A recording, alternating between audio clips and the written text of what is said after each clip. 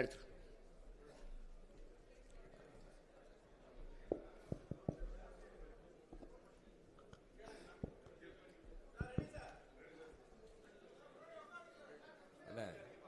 அண்ணா வணக்கங்கண்ணே. நான் D.ANA correspondent.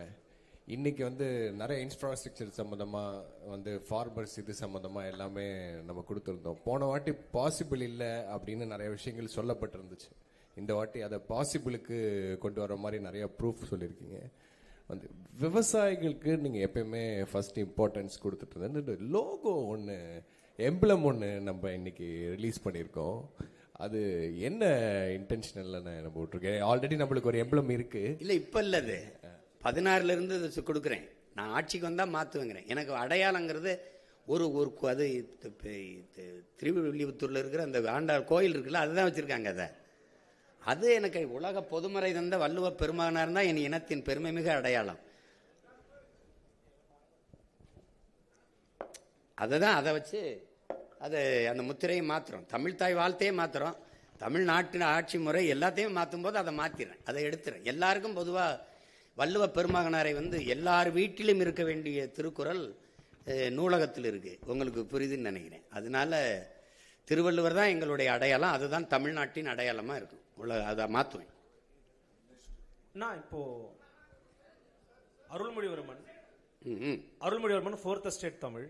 இப்போ ஒரு மொழி கொள்கை தான் அவங்களுடைய கொள்கை அப்படின்னு சொல்லி அறிவிக்கிறீங்க.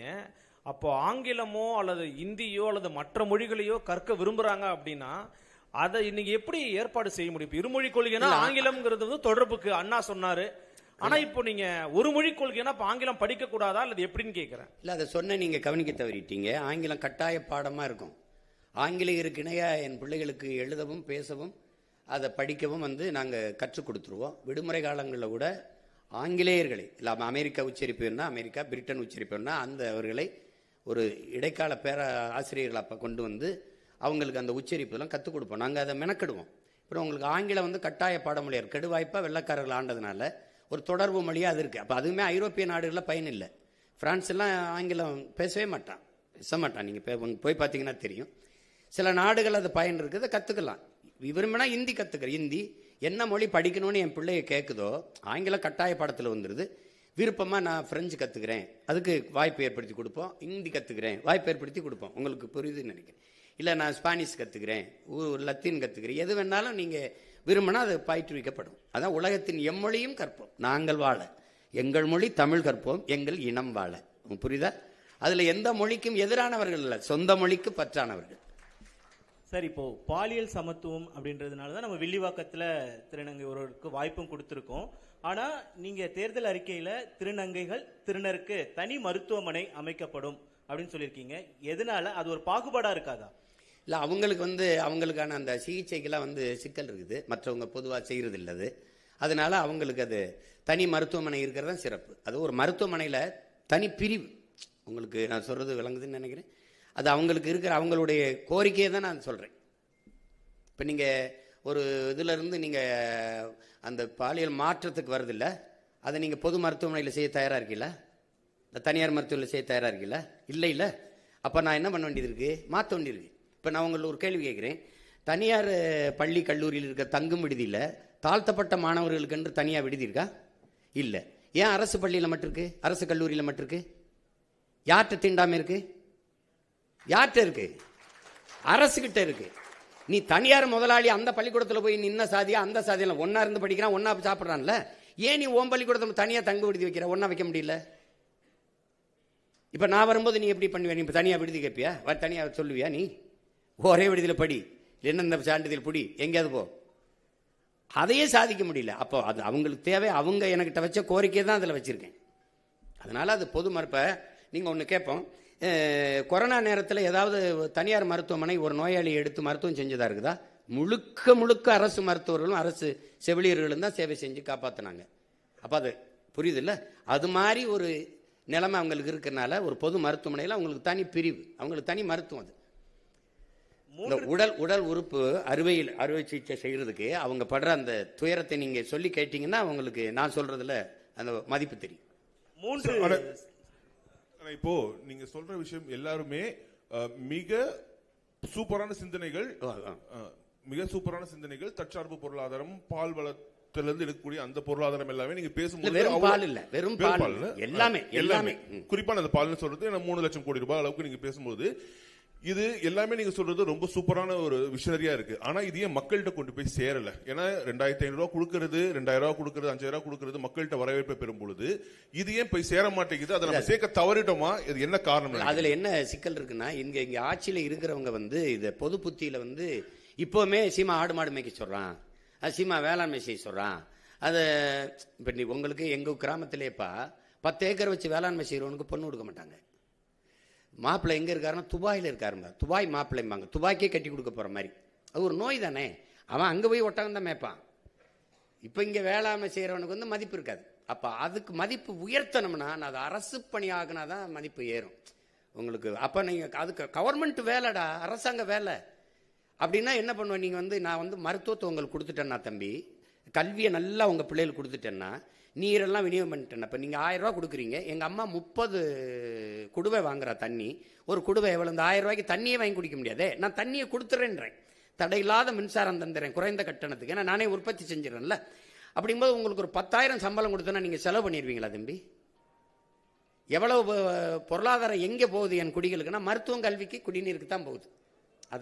அதை நான் முழுக்க குறைச்சிடறேன். சுத்தமாக அதை மறந்துரு, நீ இதை மறந்துரு, நான் தந்துடுறேன், வேற சொல்லு, அது ஏன் பொறுப்புன்ட்டல்ல அப்படின்னு சொல்லிடுது. அரசு பொறுப்பேற்றுது.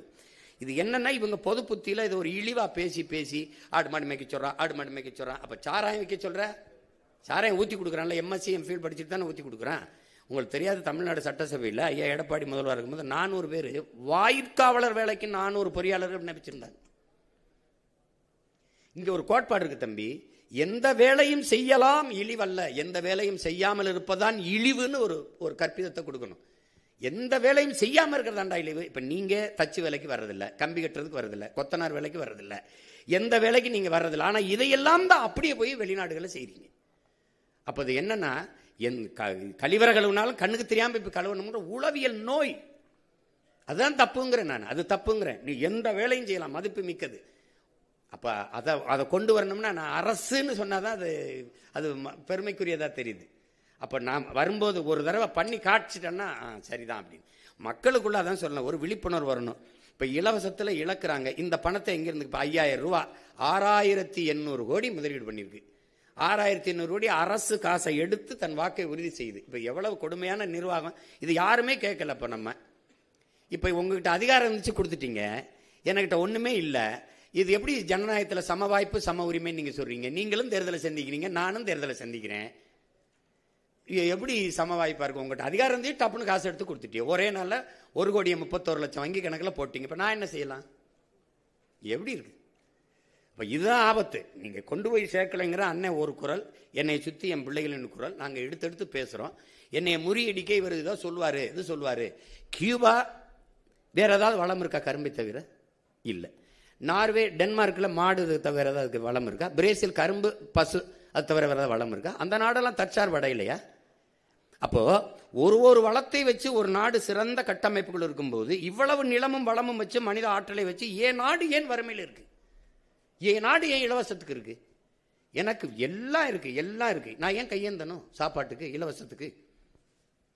இப்ப அது அந்த அருமை புரியாது. உங்களுக்கு எடுத்தோடனே தம்பி அண்ணன் உங்களுக்கு சொல்றேன், பெட்டி கடைக்கு போனீங்கன்னா வாழைப்பழம் அப்படி தொங்கும், இப்படி வாழைத்தார் இப்படி தொங்கும், அது தலைகளாக நிற்கும், தவம் இருக்கும். என்னை சாப்பிட்டுட்டே, நான் நல்லவன்டா டே, உனக்கு நல்லதுடா டே, என்னை சாப்பிட்றான்னு அதை கவனிக்க மாட்டான். இப்படி உள்ளே வச்சிருப்பான் சிகரெட்டு, பான்பராக்கு, அதை வாங்கிட்டு குடிச்சிட்டு போவான். இப்போ ரொம்ப நாளாக நான் தலைகளாக தொங்குறேன் இந்த வாழைப்பழம் மாதிரி, அது ஏற்று பார்க்கல. இதைத்தான் ஐயா இறை என்று சொல்கிறாங்க. இந்த மக்கள் பாதரச வெளிச்சத்தில் பௌர்ணமி வெளிச்சத்தை மறந்தவர்கள், இவர்கள் வண்ண வாசனை திரவியத்தின் வாசத்தில் வண்ண மலர்களின் வாசத்தை மறந்தவர்கள்னு. அப்படிதான் விழிப்புணர்வற்ற சமூகத்தில் நடிப்பவனுக்கே முதலிடம் கிடைக்கும்ங்கிறார் ஐயா. அதுக்கு சான்றுன்னு சொல்றாரு. எப்படின்னா, ஒரு பள்ளிக்கூடத்தில் மாறுவேட போட்டி நடக்குது, சார்லி சாப்ளின் மாதிரி நடிக்கணும். முதல் பரிசு ஒரு மாணவன் வந்துட்டான், 2வது பரிசு ஒரு மாணவன் வந்துட்டான், 3வது பரிசு ஒரு ஆள் வர்றாரு. அது உண்மையிலே சார்லி சாப்ளினுக்கு 3வது பரிசு. பார்த்தீங்கன்னா அவரை மாதிரி நடிச்சவன் முதல் பரிசு, அவருக்கு 3வது பரிசு. அப்ப நடிப்பவனுக்கே முதலிடம் கிடைக்கும் விழிப்புணர்வற்ற சமூகத்தில் எழுதுறவள ஐயா எழுதியிருக்காரு. அப்ப அது மாதிரி அவர் அதுக்கு நிறைய சான்று சொல்றாரு. ஒரு பன்னி மாதிரி ஒருத்தன் கத்துறான், சின்ன வயசு பண்ணி, பெரிய வயசு பண்ணி, நடு வயசு பண்ணி மாதிரி நல்லா கத்துறான். அவனுக்கு தெருவில் கத்தும்போது நிறைய காசு வருது, அதை வச்சே சாப்பிட்டுக்கிட்டு இருக்கான். ஒரு நாள் என்னை மாதிரி ஒருத்தன் வரான், டேய் உன்னை விட அருமையாக நான் கத்துவேன்டான்னு கத்துறேன். கத்துனோடனே கத்தி காட்டுறேன், போட்டி இந்த மாதிரி மேடையில் எல்லாம் உட்காந்துருக்காங்க அவங்கள மாதிரி. நான் கத்துறேன், இவன் போலி அவன் தான் நல்லா கத்துறான், ரொம்ப நாளாக கத்திக்கிட்டு இருக்கவனுக்கு தான் ஆதரவு அதிகமாக இருக்குது. கடைசியாக ஒரு நாள் நீ பாட்டுற அப்படின்னு ஒரு சாக்கு, ஒரு கோணி சாக்கு போட்டு இருந்தால் உண்மையிலே ஒரு பன்னி படுத்திருக்கு. அதுதான் இவ்வளோ நேரம் கத்திச்சு. அப்போ இவர் என்ன சொல்கிறாரு, டேய் உண்மையான பன்னியின் சத்தத்தை இந்த போலியை கேட்டு கேட்டு கேட்டு மறந்துட்டீலடா, நான் இவ்வளோ நேரம் நான் கத்துறாடா, அந்த பன்னி தாண்டா கத்திச்சுன்னு. அப்படி இந்த போலியை கேட்டு கேட்டு இந்த உண்மையை மக்கள் ரொம்ப நாளாக மறந்துட்டாங்க. அது உங்களை மாதிரி உள்ளவங்க நீங்கள் தான் இந்த அறிவுத்தளத்தில் இது கடத்தி ஏதோ கொஞ்சம் கவனிங்க, அந்தாலும் ஏதோ சொல்லிட்டு இருக்கான், ரொம்ப நாளாக சொல்கிறாயா பாருங்க. ஏன்னா உண்மையிலேயே தலை சிறந்த நாடாக நம்மளால் மாற்ற முடியும். அது ஒன்றும் பெரிய வேலை இல்லை. அவரவர் வாழ்விடத்தில் நீங்கள் ஒரு சணல்னு ஒன்று இருக்குது, ஹெம்ப்னு ஒரு செடி, சனப்பு, அதிலிருந்து நான் எவ்வளவு நம்ம மேம்பட முடியும் பொருளாதாரத்தில். கார் தயாரிச்சுக்கலாம், பெட்ரோல் தயாரிச்சுக்கலாம், செங்கல் அதில் எடுத்துக்கலாம், மலை போய் நொறுக்க வேண்டியதில் எல்லாமே அதில் தயாரிக்க முடியும். அதை வளர்க்குறதுல என்ன உனக்கு பிரச்சனைன்னு கேட்குறேன். இப்போ அதுதானே உங்களுக்கு. அப்போ அதை ஒரு சொல்கிறத இப்போ நீங்கள் சொல்ல முடியலன்னா நம்ம இவர் இதெல்லாம் சாத்தியமாங்க அப்படின்ட்டு போகிறது தானே. இப்போ நீங்கள் ஆடு மாடு மேய்க்கிறது உங்களுக்கு அவமானம்னா நான் அப்போ நீங்கள் நபிகள் மேய்ச்சிருக்காரு, கிருஷ்ண பரமாத்மா மேய்ச்சிருக்காங்க, இயேசு இறைமகன் இயேசு மேய்ச்சிருக்காங்க. அப்போ 3 பேரையும் நீங்கள் அசிங்கப்படுத்துறீங்க, அப்படிதானே அர்த்தமாகுது. தமிழ் மெய்யியல் அப்படிங்கிற ஒரு விஷயத்துல வந்து பாத்தீங்கன்னா நீங்க இந்து சமய அறநிலைத்துறை அப்படிங்கிற பேரை மாத்தி தமிழர் அறநிலையத்துறைன்னு பேர் வைப்போம் அப்படின்னு குறிப்பிட்டிருக்கீங்க. குறிப்பா தமிழிலும் வழிபாடு செய்யலான்னு இப்ப இருக்குது, தமிழ்ல மட்டும்தான் வழிபாடு செய்வோங்கிறீங்க. அப்ப இந்துங்கிற பேரையும் நீக்குவீங்க, சமஸ்கிருத மந்திரங்களை ஓதக்கூடிய வாய்ப்பையும் வந்து முழுமையா நீங்க வந்து ஒழிப்பீங்கன்னு சொல்ல வரீங்களா? இல்ல, என் இறைக்கு முன்னாடி நீங்க இன்னொரு மொழியில நீங்க வழிபடணும். என் மொழி புரியாதவன் எனக்கு எப்படி இறைவனா இருக்க முடியும்? நீங்க கிறிஸ்தவ வந்து இது சொல்றாங்க, அங்க பள்ளிவாசல்ல சொல்லி இந்த கேள்வியெல்லாம் கேட்கக்கூடாது. அது என் இறையில அந்த மார்க்கம் வந்து அரேபியால இருந்து வந்ததை நாங்கள் என் மக்கள் ஏற்றுக்கொண்டார்கள். அவங்க இன்னும் வந்து வழிபாட்டை தவிர அந்த பாங்க ஒளியை தவிர மீதி எல்லாமே தமிழ்ல தான் சொல்லுவாங்க. நான் எத்தனையோ திருமணங்களுக்கு சாட்சியான் என்று கையெழுத்திட்டு இருக்கேன். புரியுதா உங்களுக்கு? ஒருவருக்கொருவர் அன்பு கொண்டு நயசித்து அப்படிதான் பேசுவாங்க. நீங்க அவன் வந்து முதல்ல கிறிஸ்தவ மதத்தை பரப்ப முடியல, அவன் லத்தீன் ஸ்பானிஷ்லாம் சொல்லிட்டு இருந்தான். கடைசியா என்ன பண்றா, அவனவன் தாய்மொழியில வழிபடலாம் சொன்ன பிறகு பரலோகத்திற்கு எங்க பிதாவேன்னா உம்முடைய ராஜ்யம் வருகன்னா அதை பின்னாடி தமிழ் மீது பற்றுக்கொண்ட இளம் குருமார்கள் வரும்போது விண்ணுலகில் இருக்கும் என் தந்தையை உம்முடைய அரசு வருக. புரியுதா உங்களுக்கு? தூய தமிழுக்கு வந்துட்டான். பதாசுதன் பரிசுத்தாவியை தூக்கிட்டு தந்தை மகன் தூயாவின்னு வந்துட்டான். நீ என் இறை நக்கீரா உன் தமிழோடு சற்று விளையாடவே நான் வந்தேன்னு சொன்ன சிவன், அவ்வையே உன் தமிழில் பருகவே நான் வந்தேன்ங்கிற சொல்ற முருகப்பெருமானுக்கு முன்னாடி நீ என் தமிழ்ல ஏன் சொல்லலை? எனக்கு திருப்புறங்கள் இருக்கு, திருமுருகாற்றுப்படை இருக்கு, பாட வேண்டியதானே, பக்தி திருமுத்து பாட வேண்டியதானே. சொல்லுங்க, என்ன நமச்சிவாய வாழ்க நாதன் தாழ்வாழ்க இமைப்பொழுதும் என் நெஞ்சில் நீங்காதான் தாழ்வாழ்க பாட முடியாதா? ஆகமமாய் நின்று அன்னிப்பான் தாழ்வாழ்க பாட முடியாதா? இப்போ எதுக்கு தேவாரம் திருவாசம்லாம் எதுக்கு இருக்கு? திருவாசத்துக்கு உருவாதார், ஒரு வாசத்துக்கு உருவாதார். திருவாசத்தை மொழிபெயர்த்த சீ போப்பு அழுதுட்டு போயிட்டான். நீ என்ன உங்களுக்கு பிரச்சனை? என்ன உங்களுக்கு பிரச்சனை? என் இறைக்கு முன்பு என் மொழியில் வழிபடணும், அதுதானே முக்கியம். அது சொல்றதுல உங்களுக்கு என்ன பிரச்சனை? யார் வேணாலும் அர்ச்சகராகலாம்ங்கிறதுல பிரச்சனை இல்லை. என் அன்னை தமிழில் அர்ச்சனை இருக்கணுங்கிறதா எனக்கு பிரச்சனை. நீங்க அதுதான் முதன்மையானது. அங்க ஏன் ஆளு உட்கார்ந்துட்டு அங்கேயும் போய் சமஸ்கிருதத்துல சொல்லானா அதுக்கு அவங்களே சொல்லிட்டு போயிடலாமே. விளங்குதா? அப்புறம் தமிழர் அறநிலையத்துறைன்னு மாத்துவன்றீங்க, இந்துங்கிற பேரை நீக்குவேன் அப்படின்னு சொல்ல வரீங்களா? இல்ல, இந்துன்னு ஒரு சமயம் இருக்குதா? இது கூட்டு பொரியல் அவியல் சாம்பார் மாதிரி எல்லாம் சேர்த்து சாப்பாடு மாதிரி. சமணன், பௌத்தன், சீக்கியன், உங்களுக்கு தெரியும், இங்க வைணவன், எல்லாரும் சைவன், எல்லாரும் சேர்த்து இந்துன்னு சார் வில்லியம் ஜோன்ஸ் போட்ட கையெழுத்துல ஆகிறோம். என் சமயம் சைவம், நான் சிவனை வழிபடுகிற சிவசமயம். என் சொத்து பத்திரத்தில், எங்க வீட்டில் எங்க அப்பாவோட சொத்து பத்திரத்தில் சிவசமயம் இருக்கு. என் கோத்திரம் வந்து என் மகனுக்கு எனக்கு சிவ கோத்திரம். அப்ப நாங்கள் முருகனை வழிபடுகிற சைவர்கள், அப்ப சிவனை வழிபடுகிற சிவசமயம், மாலை வழிபடுகிற மாலியம். திருமால்ங்கிறது எந்த மொழி சொல் சொல்லுங்க? எங்க மாயவன் கண்ணன் ஆகிறான். கண்ணன் என்றாலும் மால் என்றாலும் கருப்பு. வணங்குகிற தெய்வத்தை நாங்க மரியாதையா அழைக்கணும்னு, மதிப்போடு அழைக்கணும்னு திருமால் பெருமாள்னு அழைக்கிறோம். என் பெருமாள் கோயிலே எங்கள் ஆண்டாள் பாடின பாசுரங்களை பாட வேண்டியதானே. அதில் என்ன உனக்கு பிரச்சனை? ஆண்டாள் என்ன மொழியில பாடினா அது என்ன பிரச்சனை உனக்கு? என்ன எங்க பெருமாள் கோச்சிட்டு போயிடுவார?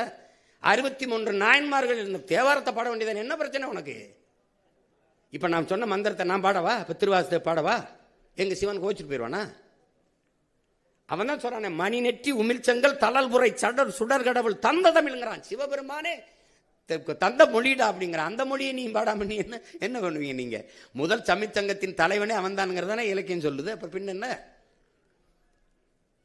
நீ வேற ஏதோ நான் அமெரிக்கால போயிட்டு தமிழிலும் அப்படின்னு போட்டா பரவாயில்ல. கோயிலை கட்டுறது நான், முன்னாடி இறைவனா இருக்கிறவன் அவன், இதுக்கு எழுதுனது எங்காலு. அப்ப என் மொழி என் இறைக்கு முன்னாடி நான் பேச வேண்டியதானே? அதனால தமிழர் சமய அறநிலை தான். என் முருகனை, என் சிவனை, என் மாயவனை வழிபடுறதுக்கு எதுக்கு இப்ப இந்து சமயம் இருக்குது. இப்ப ஆந்திராவில் இப்ப நீங்க வந்து நான் வட இந்தியாவில் இருக்கிற தெய்வங்கள் ஒன்று இருக்குது. இப்ப நீங்க அப்ப இந்து சமயம் போடுவீங்களா? அது எப்படி போடுவீங்க? அதே இறையை நான் என் சமயத்திலிருந்து வழிபட்டு போறேன். உங்களுக்கு என்ன பிரச்சனை வருது? என்ன வருது சொல்லுங்க.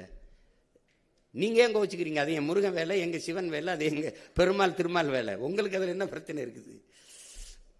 அண்ணா சார் அண்ணா அண்ணா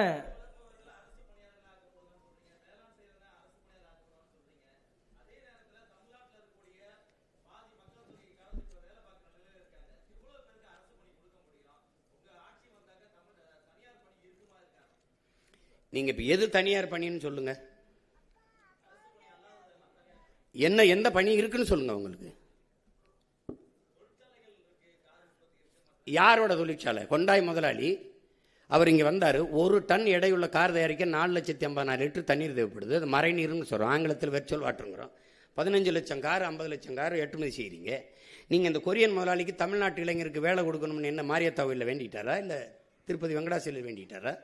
இங்கே மனித உழைப்பு மலிவா கிடைக்குது. நிலத்தடி நீரை வடமலால் உறிஞ்சிக்கலாம். உற்பத்தி செய்கிற பொருளை விரைந்து எடுத்துட்டு போல 8 வழிச்சாலை 4 வழிச்சாலை இருக்கு. தடையற்ற மின்சாரம். ஒரு அரை மணி நேரம் மின் இழப்பு ஏற்பட்டால் உற்பத்திக்கு ஏற்படுற இழப்பை மத்திய மாநில அரசுகள் ஈடுகட்டும்னு புரிந்துணர்வு ஒப்பந்தம் இருக்கு. அதனால நீ வர்ற, எனக்கு வேலை கொடுக்க வர்ற, உனக்கு வேலை தானே வேணும், அரசாங்க வேலை நான் தர்றேன். அதே நிலத்தை வச்சு உனக்கு என்ன பிரச்சனை? காரை ஏற்றுமதி செய்யற, சோறை இறக்குமதி செய்யற. நான் சோறை ஏற்றுமதி செய்யறேன், காரை இறக்குமதி செய்யறேன். That's all your honour. நீங்க என்ன நீங்க பேசிக்கிறீங்க? நீங்க ஒரு ஆரஞ்சு பழத்தை விளைய வச்சான் பிரான்ஸ், 50 லிட்டர் தண்ணீரை குடிக்குது. புளிஞ்சா 1/2 கிலோ கவலை கூட வரல, நிப்பாட்டான்ட்டான். ஏன்னா இங்கிலாந்து பொருளாதார மேதை ஜான் ஆண்டனி ஆலன் சொல்றான், இந்த ஆசிய கண்டத்தில் இருக்கவன் தான் அந்த பணத்தையும் தங்கத்தை வச்சு பொருளாதாரத்தை மதிப்பிடுறான். ஐரோப்பிய கண்டம் நாடு முழுமைக்கும் அவன் நீர் பொருளாதார கொள்கைக்கு வந்துட்டாங்கிறான். எந்த நாடு நீர் அதிகமாக வச்சிருக்கானோ அவன் தான் பணக்கார நாடுன்னு வந்துட்டான்ங்கிறான். அப்ப நீ என்ன பண்றான்? அவன் பிரான்ஸ் ஆக நீர் ரொம்ப திங்குற, கண்ணுக்கு தெரியாம களை போதுறான், நிப்பாட்டான்ட்டான். சீன பன்னிக்கறியை விரும்பி சாப்பிட்டான். 1 கிலோ கறி வர 8600 லிட்டர் தண்ணி தேவைப்படுது. 1 கிலோ கறி பன்னிக்கறி மேசைக்கு வர. வளர்ச்சியை நிற்பா, வளர்ப்பதை நிறுத்துறான்ட்டான், இறக்குமதி பண்ணிக்கிறோம்ட்டான். ஏன் இவன் இதே கொரியன் முதலாளி அவன் ஊர்ல கொரியால உட்காந்து இந்த ஃபோர்டு இந்த கொண்டாய் காரை தயாரிக்க வேண்டியதானே? ஏன் நான் வேணான்னு சொல்லையே? உனக்கு வேலை தானே, அது நான் தர்றேங்கிற. அப்புறம் அவன் கொரிய முதலாளிட்டு வேலை தந்தா தான் காசு உனக்கு இனிக்குமா? நான் கொடுத்த காசு கசக்குமா என்ன? உனக்கு என்ன பிரச்சனை? உனக்கு வேலை தானே வேணும், வேலை தானே வேணும். நீ பாலை ஆந்திராவில இருந்து இறக்குமதி செய்ய, உனக்கு அவமானம் அல்ல? கறி ஆந்திராவில இருந்து ராஜஸ்தான்ல இருந்து இறக்குறிய, உனக்கு வெக்கம் அல்ல? வெக்கம் அல்ல? ஏன் உனக்கு ஆடுமா? நீ மேய்க்காத, உனக்கு நீ வெளியில போ, உனக்கு மேய்க்க நான் மேய்ச்சிக்கிறேன். உனக்கு என்ன? ஆனா கறி தின்ன கட்டி வச்சு உதச்சு போடுவேன். என்ன விளையாட்டு பண்ணிருக்கீங்களா? எது அவமானம்னு பாரியா? அரசு சாராய கடை திறந்து வச்சு குடிக்க வைக்குது, அங்க படிச்சவனை ஊத்தி கொடுறாங்குது. என்ன நீ மெச்சிட்டு இருக்கிற? நீ அது போய் அது அரசு வேலையா இருக்கலாம், நான் சொல்றது அரசு வேலை. உலகத்துக்கு சோறு போடுறவன் அரசு வேலையா இருக்கலாம், இருக்கக்கூடாது. அவன் சொல்றான்டா என் பாட்டேன், சுழன்றும் ஏற்பின்னது உலகம் அதனால் உழந்து முளவே தலைங்கிறான். இருந்தோம்பி இல்வாழ்வதெல்லாம் விருந்தோம்பி வேளாண்மை செய்து பொருட்டுங்கிறான். உழவினார் கைமடங்கின் இல்லை விளைவதும் விட்டேமன் பார்க்கும் நிலைங்கிறான். எதுவுமே வேணாம், பொன்னாசை மண்ணாசை மக்களாசை எதுவுமே பற்றற்று போன துறவி கூட வாழ முடியாதரா. விவசாயி கைமடங்கி படுத்துட்டான்னாங்கிறான். உழவன் இல்லாம ஒண்ணும் இல்லை. உலகத்திலே ஆகச் சிறந்த பொருளாதாரம் வேளாண்மையில் தான் இருக்கு. நான் போட்டிருக்க சட்டை, இந்த காலாட, இந்த காலனி எல்லாம் விவசாயத்திலிருந்து வந்ததுதான். அப்புறம் நீ அது இல்லாம என்ன பண்ணுவ? திடீர்னு சட்டம் வந்துருச்சா, திடீர்னு இந்த இது வந்துருச்சா, அந்த இது வந்துருச்சா, உடை வந்துருச்சா, எங்க இருந்து வருது?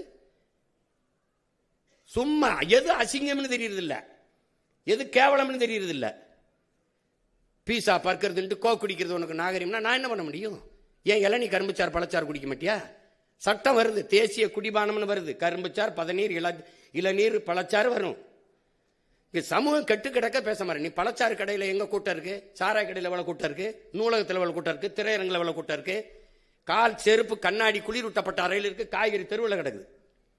இதை மாற்றணுங்கிறேன். அதுக்கு தான் தலைகீழ் மாற்றம்னு சொல்றேன். புரட்சி என்பது தலைகீழ் மாற்றம்ங்கிறேன். சும்மா போட்டு பேசிக்கிட்டு இருக்கான் சீமா, ரொம்ப நாளாக பேசிட்டு இருக்கான்னு. நீ வாய்ப்பு தரலை. சரிதான், ஆண்டுட்டி ஐயா ஸ்டாலின் ஆட்சியில் 5 வருஷம் வாழ்ந்துட்டேன். அந்த ஐயா எடப்பாடி 4 வருஷம் ஆண்டுட்டேன். ஒரு தடவை கொடுத்து பாரு, நல்லானே விரட்டி வெட்டி அடி, கல்லெடுத்து கூட ஏறி சிலுவையில் கூட அற, ஒரு தடவை கொடு. அப்போ தெரியுமில்ல அது கற்பனையா இல்லை அது நிஜமான உனக்கு தெரியும், உண்மையானு தெரியும். எவ்வளவு திறமை இருந்தாலும் வாய்ப்பு இல்லைன்னா எப்படி எப்படி வெளியில் தெரியும்? நான் 15 வருஷமாக கத்துறேன், இதுக்கு மேலே கத்தவே முடியாத அளவுக்கு கத்திட்டேன். அப்புறம் அது எப்படி செஞ்சிருவா, எப்படி வேலை கொடுக்குறேன்னா இல்லையான்னு மட்டும் பாரு. தம்பி, ஒரு மீன் குழம்பு வைக்கிற சட்டி எத்தனை ரூபாய்ன்னு நினைக்கிறீங்க? அமெரிக்கா 13,000 ரூபா. ஒரு கயத்து கட்டில் 40,000 ரூபா. ஒரு ஓலைக்கொட்டம் 500 ரூபா. ஜப்பானில் வாங்குறான், அரபு நாடுகள்லேருந்து, ஜப்பான், சீனாலேருந்து போகுது. சந்தை பொருளாதாரம் எங்கே இருக்குன்னு தெரியல. திடீர்னு தக்காளி வர ஏறினவன என்ன பாடுபட்டிய தக்காளி வித்தே ஒருத்தன் பல லட்சம் ரூபா கொண்டு வந்துட்டான்றான். தக்காளி நான் கத்திரி கிடந்தான். அப்புறம் வெங்காயம் தான். அப்போல்லாம் எனக்குள்ள சிரிப்பா வரும். என்னவோ ஒன்று உங்களுக்கு இது என்ன பண்றது? சரி போங்க. இனிமே நாங்க சொல்லணும், போலிகளை கண்டு ஏமாறாதீர்கள், எங்களுக்கு வேறெங்கும் கிளைகள் இல்லை அப்படின்னு பேசணும் போல இருக்கு. ஆனா இப்ப இந்த தூய்மை பொறியாளர் அப்படின்ற ஒரு தலைப்புல வந்து என்ன சொல்றீங்கன்னா, ஒரு குறிப்பிட்ட இனக்குழுவை சேர்ந்தவர்கள் மட்டும்தான் தூய்மை பணியாளர் அந்த பணியில இருக்காங்க. இதை முற்றிலும் தடை செய்யணும்னு சொல்லியிருக்கீங்க. முற்றிலும் தடை செஞ்சுட்டா அதுக்கு மாற்று என்ன அப்படின்ற ஒரு கேள்வி இருக்கு. ரெண்டாவது, இதை வந்து ஒரு பெருமைக்குரிய அரசு பணியாக்கணும் அப்படின்ற ஒரு வாக்குறுதி கொடுத்துருக்கீங்க. ஆனால் சமீபத்தில் இந்த தூய்மை பணியாளர் போராட்டம் எடுக்கும்போது அவர்களை பணி நிரந்தரம் பண்ணணும் அப்படின்ற கோரிக்கை வந்தப்ப ஒரு அரசியல் கட்சி தலைவர் வந்து பண்ணக்கூடாது அப்படின்றதும் சொல்லியிருக்காரு. ஸோ இது எப்படி முரண்பாடுகள் வரதை எப்படி பார்க்குறீங்க?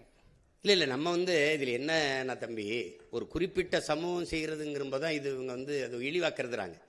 இப்போ வேளாண்மை வந்து நான் ஒன்று சொல்கிறேங்க, வேளாண்மை செய்கிற வேளாளர் உங்களுக்கு புரியுதா? இப்போ கடலில் வேளாண்மை, இப்போ மீன் பிடிக்கிறவர் மீனவர்னு நீங்கள் சொல்கிற நம்ம பிரிக்கிறோம். இப்போ நான் வேட்டையாடுறேன், விடுமுறை காலங்களில் வேட்டையாடுறேன், நான் வேடுவன் ஆயிடுறேன், நான் குறவர் ஆயிடுறேன். நான் ஆடு மாடு வளர்க்குறேன், நானும் ஆயர் ஆயிடுறேன். நான் வேளாண்மை செய்கிறேன், வேளாளர் ஆயிடுறேன். எங்கள் உறவுகள் கடலில் மீன் பிடிக்கிறாங்க, நான் கம்மாயில் மீன் பிடிக்கிறேன், நானும் மீனவர் ஆயிடுறேன். உங்களுக்கு புரியுதுன்னு நினைக்கிறேன். இப்போ எந்த வேலையும் யாரும் செய்யலாம். நீ ஒரு இழிவுன்னு கருதாத, அது அரசு வேலையாக்கு, படித்தவன் படிக்காதவன் எல்லாரும் செய்யலாம். இந்த முறையை மாற்றிடுவோங்கிற துப்புரவு பண்ணிடுற. இப்போ அமெரிக்கா, சிங்கப்பூர்லாம் எப்படி பண்ணுது? ஒரு நவீனமாக நல்ல சுகாதாரமாக பூட்ஸு கிட்ஸு க்ளவுஸ்லாம் போட்டு வண்டி வச்சு சுத்தமாக எடுக்கலாம். முதல்ல குப்பை இல்லாத நகரத்தை உருவாக்க நம்ம கற்றுக்குருவோம். எதுக்கு தூய்மை, எதுக்கு நீங்கள் அசுத்தமாகுது, எதுக்கு குப்பை வருது, எப்படி வருது? ஏன் நீ வீட்டை நீ குப்பையாக போடுவியா? அப்போ எப்படி நாட்டை குப்பையாக்குற? நான் வரும்போது நீ அப்படிலாம் குப்பையை போட முடியாது. எல்லாம் தெருவெல்னு எங்கு பார்த்தாலும் உன் வீட்டுக்குள்ளே தவிர வெளியில் நடந்தீங்கன்னா 2 கண்ணு பார்த்துக்கிட்டே இருக்கும். முழுக்க கண்காணிப்பு கருவிகளால் கண்காணிச்சிருவேன். நீ தப்பிக்கவே முடியாது. நீ குப்பையை அங்கிருந்து தூக்கி போடுறது அதெல்லாம் பண்ண முடியாது. குப்பையை கூட ஒழுங்காக போட தெரியாத நாடு குப்பை மேடாக தானே போகும். அதனால தான் அவங்க தூய்மை பணியாளர் என்பதையும் தாக்கி தூய்மை பொறியாளர்கள்னு மாற்றி அதை அரசு பணியாக மாற்றுவேன்னு சொல்கிறேன். நீங்கள் அந்த பணியை நீங்கள் எதுக்கு, நான் அதுக்கு குப்பையில் தான் வச்சுக்கிறேன்னு நினைக்கிறீங்களா? மரக்கன்று நடக்கூடாதா? சொல்லுங்கள், மரக்கன்று நடக்கூடாது, மற்ற வேலைக்கு பயன்படுத்தக்கூடாதா? இந்த 10 ஆண்டு பசுமை திட்டம், பல கோடி பண திட்டத்தில் பல பேர் வேலைக்கு எடுப்பேன். அப்போ அந்த இடத்துல நீங்கள் வந்து அந்த பகுதி நேரம் போக, இப்போ தென்கொரியாவில் அவர் என்ன சொல்கிறார், போய் நீ பகுதி நேரம் சண்டை வரும்போது சண்டை போடு, இப்போ மாடு மேயின்னு சொன்னாரா இல்லையா? சொல்லுங்கள். சொன்னது சிரிக்கிறீங்கல்ல. இப்போ நான் சொல்கிறது தானே அவர் இப்ராஹிம் டூரை பண்ணி கொண்டிருக்கிறாரு. ஒரு சின்ன பையன் வந்து ஒரு திணின்னு ஒரு நிலத்துக்குள்ள அவளை பண்ணும்போது நம்மளால பண்ண முடியாதா? ஒரு கனவு இருக்கணும்ல. இப்போ நான் சொல்லும்போது சிரிக்கிறீங்களா? கெஜ்ரிவால் எப்படி பண்ணாப்ல? அந்த 5 ஆண்டுக்குள்ள அந்த இதில் பண்ணிட்டார்ல, அவளை தூக்கி கொண்டு வந்துட்டார்ல. 60 ஆண்டுகளை நீ பண்ணலையே. அப்போ உனக்கு நோக்கம் இல்லை, அவனுக்கு நோக்கம் இருந்தது. அங்கே அந்த பெரிய மனுஷன் அந்த பினராயி விஜய் எப்படி தரத்தை உயர்த்தி கொண்டு போயிட்டாப்ல. பிள்ளைகளுக்கு முதல்ல கொடுக்க வேண்டியது அறிவு தானே, அதை கொடுக்க உனக்கு வக்கு இல்லை. அப்புறம் என்ன நீங்க குடிக்கணும்? நீ படிக்க வைக்கிறத விட்டு குடிக்க வைக்கிறதுல கவனம் பண்ணிட்டு இருக்க. 2000 அரசு பள்ளியை மூடுற, 2000 மதுக்கடையை கூட்டுற. சார், அருந்ததிற்கான உள்ளொதுக்கீடுக்கு வந்து எதிர்ப்பு தெரிவிக்கிறோம்னு சொல்லியிருக்கீங்க. அப்போ உங்களோட நிலைப்பாடு அதில் என்ன, இல்லை மாற்று வழி? இல்லை நீங்க எந்த குடிகளினுடைய இடப்பகிர்வு, ஒதுக்கீடுன்னு சொல்லக்கூடாது, ஒதுக்கீடுன்னு சொல்லக்கூடாது. ஏன்னா ஒதுக்கீடு பண்ணி தான் நம்மளை ஒதுக்கிட்டாங்க.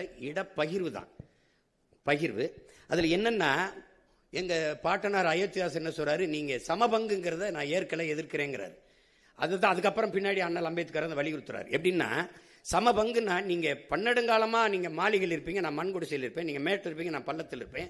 அப்புறம் நீங்கள் கல்வி மறுக்கப்படாத சமூகம், நான் கல்வி பல ஆயிரம் ஆண்டுகளாக பல நூறு ஆண்டுகளாக மறுக்கப்பட்ட சமூகம். இப்போ ரெண்டு பேரும் ஒரு இடத்துக்கு வரும்போது பொதுத்திறனில் வெல்வது கடினம். இப்போ நீங்கள் எப்படி நீங்கள் கவனிக்கணும்னா 100 நாள் வேலைக்கு போகிற எங்கள் அம்மாவுக்கு என்ன உப்பு ஊறுகாய் அரிசி பருப்புக்கு வரியோ அதே வரி தான் சரக்கு மற்றும் சேவை வரி அதானி அம்பானி மனைவியும் கட்டுவாங்க. உங்களுக்கு வரி ஒன்றா இருக்குது, வாழ்க்கை தரம் ஒன்றா இல்லை. அப்போ சமபங்கிறது சரியா இல்லை, உரிய உரிமை உங்களுக்கு விளங்குதா?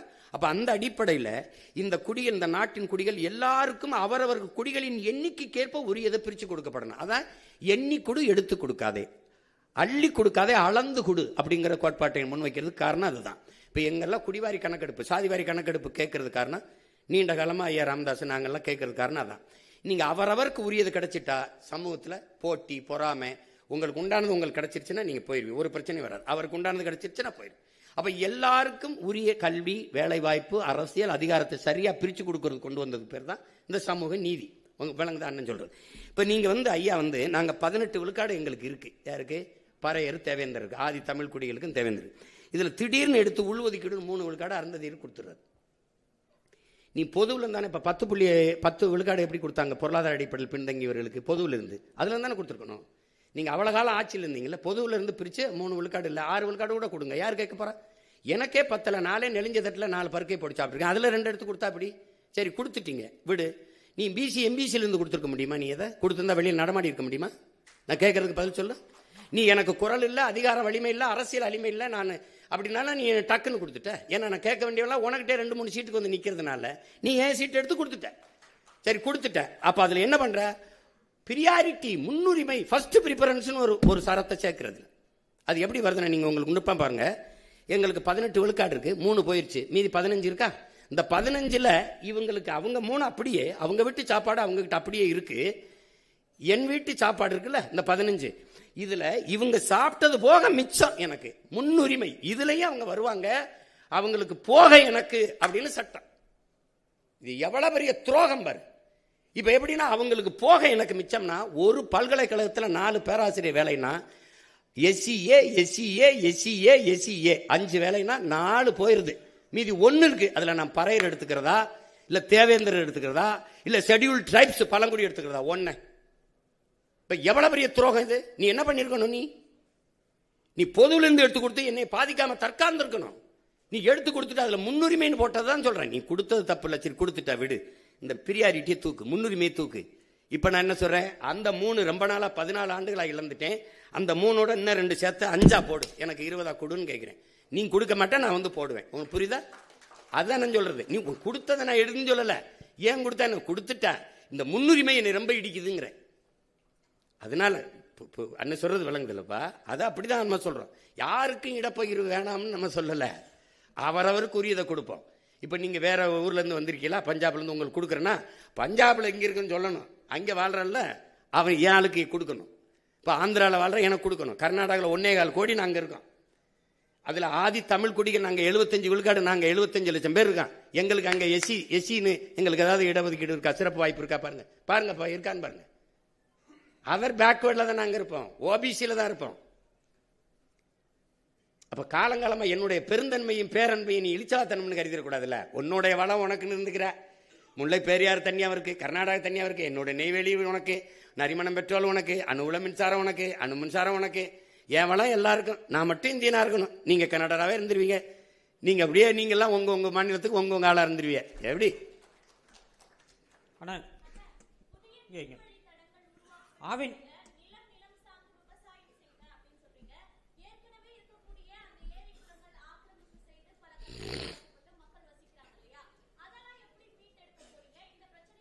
இல்லை அதையெல்லாம் ஒன்றும் செய்ய முடியாது. ஏற்கனவே நானே அதை இடிக்கக்கூடாதுன்னு போராடி இருக்கேன். அதை இடிக்க அப்போ கட்ட அனுமதிச்சவனை தான் கொஞ்சம் சரி பண்ணணும், பச்சை மட்டை வச்சு புழக்கணும்.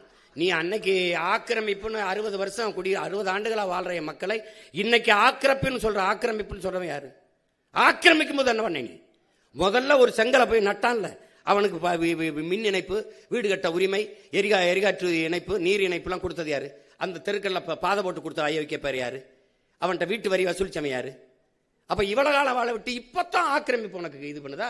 இப்ப இது ஆக்கிரமிப்புனா அந்த கடற்கரையில 4 கல்லறை இருக்குல்ல, அது ஆக்கிரமிப்பு இல்ல. அது கடற்கரை ஆக்கிரமிப்பு இல்லையா? அதை எப்போ இடிக்கிறது? யார் இடிக்கிறது? கடற்கரை தானே. உனக்கு எப்படி கல்லறையாச்சு? நீ என்ன தேச விடுதலைக்கு என் பாட்டை வாவுச்சி மாதிரி செக்கிழுத்தியா? இல்லை யார் நீ? எங்கள் பாட்டை மருது பாண்டி தூக்குல தூங்குனியா? தீரன் சின்னமலை மாதிரி தூக்குல தூங்குனியா? இல்லை என்ன பண்ண? அது நான் இடிக்க மாட்டேன், அதுவா இடியும். அதுவா இடியும். அதனால ஏற்கனவே இருக்கிற நீர்நிலைகளை ஆக்கிரமிப்பு போக மீதியை நான் பராமரிப்பேன். புதிய நீர்த்தக்கங்கள் உருவாக்குவேன். அறிவு சமூகம் எல்லாரும் இருக்கிறீங்க. உலகத்தில் இயற்கையின் அரும்பெருங்கொடையா நமக்கு தந்தது பள்ளிக்கரணை ஏரி. கடலின் நீர்மட்டம் எவ்வளவோ அந்த அளவிற்கு இதன் நீர்மட்டம் இருக்கும். அது அவ்வளவு பழுப்பு நில சதுப்பு நிலை ஏரி.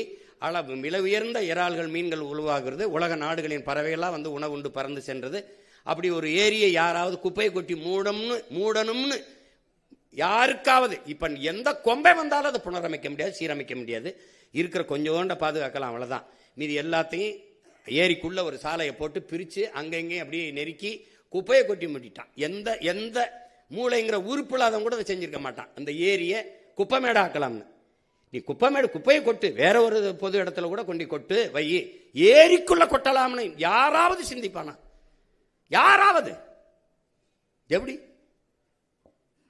கால கொடுமை இதெல்லாம் நினைச்சு பார்த்தாலே நெஞ்சு வெடிக்கும். அதை விட்டுருவோம், வேற ஏதாவது கேளுங்க. ஆனா பால் மற்றும் பால் பொருட்களுக்கு தனியா தொழிற்சாலை அமைப்புன்னு சொல்லியிருக்கீங்க.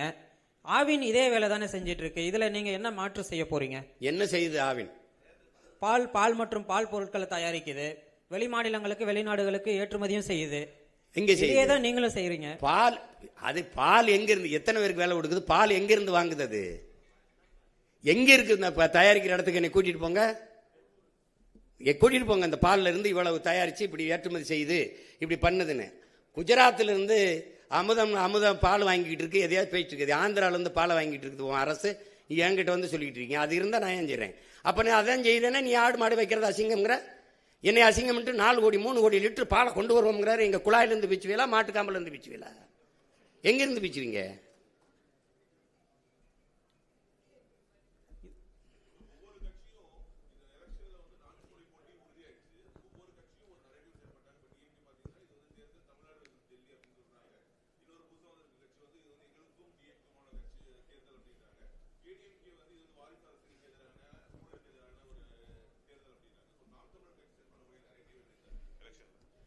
இல்லை அதில் வந்து உங்களுக்கு தெரியுங்க, போட்டிங்கிறது கோட்பாட்டு அளவு போட்டி தான் உங்களுக்கு. இதுவரை இந்த நாட்டில் என் மக்களுக்கு இருக்கிற பிரச்சனைகள், துன்பங்கள் இருக்குல்ல, இந்த பிரச்சனைகள் தினந்தோறும் போராட்டம் நடக்குது. அதை நீங்கள் என்னையோட நீங்கள் ஊடகத்தில் இருக்கிற பிள்ளைகள் நீங்கள் நல்லா கவனிப்பீங்க. ஆசிரியர்கள், படிப்பிக்கிற ஆசிரியர்கள் பாதையில் நிற்கிறாங்க, மருத்துவர்கள் வீதியில் நிற்கிறாங்க, செவிலியர்கள் வீதியில் நின்று போராடுறாங்க, வேளாண்குடி மக்கள் போராடுறாங்க, போக்குவரத்து தொழிலாளர்கள் போராடுறாங்க, துப்புரவு பணியாளர்கள் போராடுறாங்க. எல்லாருமே வீதிக்கு வந்து போராடும் போது அரசு நல்லாட்சி கொடுக்குறேன்னு சொல்லுது. இப்போ கடந்த காலத்தில் நிறைய போராட்டங்கள் வந்ததை நீங்கள் பார்த்துருப்பீங்க. அப்போ அது என்னன்னா, இந்த போராட்டங்களை எல்லாம் கையெழுத்தது யார்? இந்த பிரச்சனைகளை எங்களுக்கு திணித்தது யார்? இவ்வளவு பிரச்சனைகள் இருக்குதே, இதை தந்தது யாருன்னா இவர்கள் தான். இதையெல்லாம் தந்தவர்கள் இவர்கள், இதை தீர்க்க வேண்டும் என்று வந்தவர்கள் நாங்கள். அதில் இருக்கிற வேறுபாடு புரியுது. இவங்க 3 பேரும் ஒரு இலவசம்னு இருக்காங்க, நாங்கள் இல்லைன்னு இருக்கோம். இப்போ யாராருக்கும் போட்டின்னு தெரியுது. அது ஒரு கரை, இது ஒரு கரை. அவர்கள் திராவிடர்கள்ங்கிறாங்க, நாங்கள் தமிழர்கள்ங்கிறோம். அவங்க இருமொழி கொள்கைங்கிறாங்க, நாங்கள் ஒரு மொழி கொள்கை. விரும்பினால் எம்மொழியும் கற்போம்ங்கிறோம். அப்போ ஒவ்வொன்றிலையும் மாறுபடுறோம். இதுக்குள்ளதான் போட்டி இருக்குமே ஒழிய, நீங்க இப்ப இலவசம்ங்கிறாங்க, இலவசம் பெற வேண்டிய ஏழ்மை வறுமை நிலையில் இல்லாத வாழ்க்கை தரத்தை உயர்த்துவேங்கிறேன், நான் அதை கொடுப்பேங்கிறேன். நான் இலவசம் தரேன், கல்வி மருத்துவம் தூய குடிநீர் தரேன், மற்றதெல்லாம் இலவசம் தர முடியாதுங்கிறேன். அப்ப இந்த கோட்பாட்டு அளவில் நாங்கள் மாறிபட்டு நிற்கிறோம். இதுக்குள்ளதான் போட்டி இருக்க முடியும். இந்த நாட்டில் இருக்க எல்லா பிரச்சனைக்கும் ஒன்று காங்கிரஸ், பாரதிய ஜனதா, திமுக, அதிமுக, இது நாளை தவிர வேற யாரும் இருக்காங்களா? அப்போ அதனால தான் இது நாளை எதிர்த்து நாங்கள் நிற்கிறோம். இப்போ உங்களுக்கு விளங்குதா? அப்போ அதில் அவங்கவுங்க குறிச்சுக்கிறாங்க, எங்களுக்கு இவங்க எதிரி, இவங்க அது எதிரின்னு. இப்போ என்டிஏவுக்கு தமிழ்நாட்டு அரசியலில் என்டிஏக்கு என்ன பிரச்சனை வருது? இங்கே ஐயா ஸ்டாலினை வீழ்த்தி எடப்பாடி வர்றதா, எடப்பாடி ஐயா வீழ்த்தி ஸ்டாலின் ஐயா வர்றதா? திமுகவா அதிமுகவா? பிசாசா பேயா? பேயை விட்டுட்டு பிசாசை கல்யாணம் பண்ணுறதா? பிசாசை விவாகரத்து பண்ணிட்டு பேயை கல்யாணம் பண்ணுறதா? இப்போ நாங்கள் இந்த பேயை தள்ளிட்டு ஒரு தேவதையை உட்கார வைக்கணும்னு நினைக்கிறோம். தீமைக்கு மாற்று தீமை இல்லை. நபிகள்கிட்ட கேட்குறாங்க, தீமை எப்படி ஒழிப்பீங்கன்னு. நான் நன்மையை வச்சு தான் ஒழிப்பேன்னு. இப்போ நன்மை யாரு? இப்போ அதிமுக திமுக 2 வெவ்வேறு கட்சி. இப்போ திமுகவில் 11 அமைச்சர்கள், அதிமுக அமைச்சர்கள். சொல்லணுமா, பேர் சொல்லணும்னு இல்லை. இப்போ கூட புதுசு புதுசாக கொஞ்சம் பேர் போய் சேர்ந்து இப்போ அடுத்த அமைச்சரவை வந்தால் அதுலேயும் அவங்க. அப்போ 2 வெவ்வேறு கட்சின்னு எப்படி சொல்கிறீங்க? கொடியில் வண்ணம் மாறும், கொள்கையில் என்ன மாதிரி இருக்கா? இங்கேயே டாஸ்மார்க் இருக்கும், இங்கேயும் இருக்கும், இங்கேயும் ஊழல் லஞ்சம் ஊழல் லஞ்சம் இருக்கும், இங்கேயும் மலையை வெட்டுவாங்க, மணல் அள்ளுவாங்க, எல்லாம் உங்களுக்கு அதே தான் தொடரும். அப்போ ஆள் மாறும், ஆட்சி மாறும், ஆட்சி முறை மாறாது. அப்போ 2 ஒரே கட்சி தான். இங்கே வந்து சேரும்போது தாய் கழகத்துக்கு வந்துட்டோம், அப்புறம் அங்கே போனால் நாங்கள் சேய் கழகத்துக்கு போயிட்டோம். இப்போ தாயை போல தானே பிள்ளை இருக்கும், நூலை போல தானே சேலை இருக்கும். இது சொர்ணாக்காவாக இருந்தால் இது மட்டும் என்ன தேவதையாவாக வந்துடும், இது குட்டி சொர்ணாவாக தான் இருக்கும். அப்போ அப்படி தான் இது இந்த கட்சிகள். அதனால இந்த கோட்பாட்டு அளவில் நாங்கள் முரண்பட்டு நிற்கிற போது அவங்க ஒரு முனையில் இருக்காங்க, நாங்கள் எதிர் முனையில இருக்கோம். அவங்க சூலாயுதமாக இருக்காங்க, நான் வேளா இருக்கேன். உள்ளாட்சி தேர்தல் நடத்துவது மாநில அரசுடைய ஒரு கடமை. ஆனா உள்ளாட்சி தேர்தல் பத்தி நாம் தமிழர் கட்சியோட நிலைப்பாடு என்ன? இல்லை, எனக்கு வந்து இந்த உள்ளாட்சியின் மூலமாக வந்து அங்கே தான் அதிகமாக இங்கே சாதி மத பிளவுகளும் அந்த தீண்டாமை ஏற்றத்தாழ்வுகளும் அதிகமாக இருக்குது நம்ம பார்க்குறோம். எம்ஜிஆர் அவர்கள் இருக்கும்போது உள்ளாட்சி தேர்தலை நடத்தலை. இப்போ என்னோட கோட்பாடு, நானே நல்லாட்சி கொடுக்கும்போது அங்கே என்ன ஒரு உள்ளாட்சி, நானே வேரில் தண்ணி ஊற்றுறேன், அங்கே எதுக்கு ஒரு வேலைக்காரன்னு கேட்குறேன். ஆனாலும் நமக்கு மாவட்ட ஆட்சியர் வட்டாட்சியரே போதும் சிறந்த நிர்வாகத்தை கொடுக்க. இப்போ எல்லாரும் இது பண்ணுறனால இந்த அதிகாரத்தை நிர்வாகத்தை பரவலாக்குங்கிற அடிப்படையில் உள்ளாட்சி தேர்தலை நடத்துகிறோம். ஏன்னா நம்ம ஊழல் லஞ்சம்ங்கிறது சொல்லில் கூட இல்லாமல் ஒழிக்கணும்னு நினைக்கிறேன். நான் நம்ம உண்மை நேர்மையான நிர்வாகத்தை உனக்கு வேண்டிய எல்லாத்தையுமே நான் கொடுத்துட்றேன். அப்போ அதுக்கப்புறம் நீ தேவைக்கு அதிகமாக பணம் சேர்க்க வேண்டிய அவசியத்தை இல்லாத ஒழிச்சிட்டேன்னா அது ஒழிஞ்சிரும். அதனால நம்ம நடத்துகிறோம் நல்ல சிறப்பாக நிர்வாகத்துக்காக செய்கிறோம். சார் 15 ஆண்டு காலம் நீங்க சொல்லிட்டு இருந்தீங்க போராடிட்டு இருக்கோம் அப்படின்னு சொல்லிட்டு. இப்போ ஒரு தேர்தல் போதும் ஒரு திட்டங்களை நம்ம கொண்டு வரோம் இதெல்லாம் அப்படின்னு சொல்லிட்டு. 2 திராவிட கட்சிகளை தாண்டி புதுதா ஒரு கட்சி வந்து தமிழகத்துல ஆட்சி அமைக்க முடியாததுக்கு காரணம் இந்த சாதி மத அரசியல் அப்படின்ற அந்த கட்டமைப்பை உடைக்கிறதுலையோ இல்ல மாத்துறதுலையோ எவ்வளவு கஷ்டம் இருக்கு, அதுக்கு எவ்வளவு முற்பட வேண்டியது இருக்கு ஒரு வெற்றிக்கு. அதை தாண்டி இல்லை, சாதி மத உணர்ச்சிங்கிறது தமிழ் சமூகத்துக்கு மட்டும் இல்லை, அது மானுட குலத்துக்கே எதிரானதாக இருக்குது. அது குறிப்பாக எங்களுக்கு வந்து பெரிய பேரிடராக இருக்குது. அதனால தான் கடவுள் வரி சமய வெறி கண்ணல் நிகர் தமிழுக்கு நோயே இடை வந்த சாதி எனும் இடர் ஒழிந்தால் ஆள்வது நம் தாயேங்கிறது எங்கள் புரட்சி பாடுறார். தமிழுக்கு அமுதென்று பேர், அந்த தமிழ் எங்கள் உயிருக்கு நேர்னு பாடின, அந்த தமிழ் இன்பத்தமிழ் எங்கள் உயிருக்கு நேர்னு பாடின பாவலன் என்ன சொல்றான்? சாதி ஒழித்தல் ஒன்று நல்ல தமிழ் வளர்த்தல் மற்றொன்றுங்கிறான். தமிழை உயிருக்கு நேராக பாடினவன் தமிழ் வளர்த்தல் ஒன்று சாதி ஒழித்தல் மற்றொன்றுன்னு பாடலை, முதல்ல சாதியை ஒழிக்கணும்ன்றான், நல்ல தமிழ் வளர்த்தல் மற்றொன்றுங்கிறான். அப்போ இதில் ரொம்ப முக்கியமாக நீங்கள் கவனிக்கணும். இதில் என்ன என் அன்பு தம்பி தங்கிகள் என்னை உடன் பிறந்தார்கள் கவனிக்கணும். சாதியே அரசியலாகி அதிகாரமானால் அங்கே சகோதரத்துவம் சமத்துவம் இருக்காது. மதம் அரசியலாகி அதுவே அதிகாரத்துக்கு வருமானால் அங்கே மனிதநேயம் மானுடம்ங்கிறது இருக்காது, செத்தே போயிடும். பணம் அரசியல் ஆயிருமானால் அங்கே ஒழுக்கம் பண்பாடு இருக்கவே இருக்காது. இது 3ஐயும் கடந்து ஒரு அரசியலை நம்ம கட்டமைக்கணும். உங்களுக்கு புரியுது? சாதி மத உணர்ச்சிங்கிறது வெறும் மனிதனுக்கு மட்டுமானது, அரசியல் எல்லா உயிர்களுக்குமானது. இந்த எல்லா உயிர்களுக்குமான அரசியலில் இந்த சாதி மதம் மனிதனுக்குமான உணர்ச்சியை கலப்பது என்பது சரி வராது. அதனால தான் நாங்கள் இந்த சாதி பார்த்து போடுற ஓட்டு எனக்கு திட்டு நீ போட்டுறாதேங்கிறது, சாதி பார்த்து இடம் கொடுக்காம மாற்றி கொடுக்கறதுக்கு காரணமாக அதுதான். அதை ஒரு இப்போ கொஞ்சம் கொஞ்சமாக நீங்கள் வருது. நீங்கள் பார்த்தீங்கன்னா கடந்த தேர்தலில் எங்கே பொது தொகுதியில் நான் ஆதி தமிழ் குடியை நிறுத்தினோ அங்கெல்லாம் எனக்கு அதிக வாக்கு வருது அப்படின்னா மாறுதில்ல, ஒரு மாறுதல் வருதில்ல. அப்போ அதை செய்யணும்னு நினைக்கிறோம். அது கொஞ்சம் கொஞ்சமாக தான் வரும். மாறுதல்ங்கிறது ஒரே நாளில் வராது. ஏன்னா அது சிறுக வரணும், மக்களின் மனத்துக்குள்ளே அந்த மாறுதல் வரணும். அது நீங்கள் சொல்கிற மாதிரி பெரிய இடையூறு தான். இந்த ஒரு நல்ல அரசியலை கட்டமைக்கிறதுல பெரிய தடை தான். அண்ணா, இப்போ நீங்கள் வந்து பெண்களுக்கு வந்து ஒரு தனி தொகுதி கொடுப்பேன் அப்படின்னு சொல்லிட்டு நீங்கள் முன்வடிவு பண்ணிருக்கீங்க. ஆனா பெண்களுக்கு வந்து தனி தொகுதி கொடுப்பேன்னு சொல்லிட்டு நீங்க சொல்லிருக்கீங்க. இப்போ இங்க தனி தொகுதியே பாத்தீங்கன்னா பெரிய சிக்கலா தான் இருக்கு. உதாரணத்துக்கு வந்து தனி தொகுதியில வந்து தேர்ந்தெடுக்கப்படக்கூடிய எம்எல்ஏக்கள் பாத்தீங்கன்னா, உதாரணத்துக்கு ராசா என்ன சொன்னார்னா, நான் 2 பேருக்கு பிரச்சனை அப்படின்னா நான் வந்து பட்டியல் சமூக மக்களுக்கு ஆதரவா நான் போய் பேச மாட்டேன், ஏன்னா நான் வந்து எல்லாரும் ஓட்டு போட தேர்ந்தெடுக்கப்பட்டிருக்கேன், நான் பொதுவா தான் பேசணும் அப்படின்னு சொல்ற கருத்தை வந்து முன்வைக்கிறாரு. அப்ப இந்த தனி தொகுதியை இங்க ஒரு சிக்கலா இருக்கும் பொழுது பெண்களுக்கான தனி தொகுதியை நீங்க என்ன சொல்ல வரீங்க? அதே போல நீங்க அரசியலமைப்பில் நிறைய மாற்றங்கள் வந்து செய்யணும்னு சொல்லும் பொழுது அரசியலமைப்புல வந்து போதியமான அளவுக்கு வந்து பாதுகாப்பு தமிழர்களுக்கு இல்ல நீங்க சொல்ல வரீங்களா? ஆமாம், அதில் என்ன ஐயா உங்களுக்கு இப்போ பெண்களுக்கு கொடுக்குறதுன்னா, இப்போ 3 ஆண்கள் போட்டியிடுற தொகுதியில் என் பிள்ளை 117 இடம் நான் பெண்கள் கொடுத்துருக்கேன்னா, எல்லா தொகுதியிலையும் எல்லா கட்சியும் பெண்களை நிறுத்துறதில்ல. இப்போ 3 ஆண் வேட்பாளர்களோட என் பிள்ளை ஒரு பெண், என் தங்கச்சியோ ஒரு எங்கள் அக்காவோ போட்டியிடும்போது அது சரியில்லை. அப்போது பெண்களுக்கென்று தனியாக இது பெண்கள் தான் போட்டியிட முடியும். இப்போ உள்ளாட்சியில் வந்து அம்மா ஜெயலலிதா 50 விழுக்காடு கொண்டு வந்த மாதிரி இப்படி கொண்டு வந்துட்டீங்கன்னா அது பெண்களுக்கு சம வாய்ப்பு அரசியலிலும் அதிகாரத்திலையும் கொடுக்குற மாதிரி வந்துடும். அதுதான் சரியான பாதுகாப்பாக இருக்கும், சரியான உரிமை பகிர்வாக இருக்கும். அதை தான் நான் சொல்கிறேன், அதை தான் கொண்டு வரணுன்றேன்.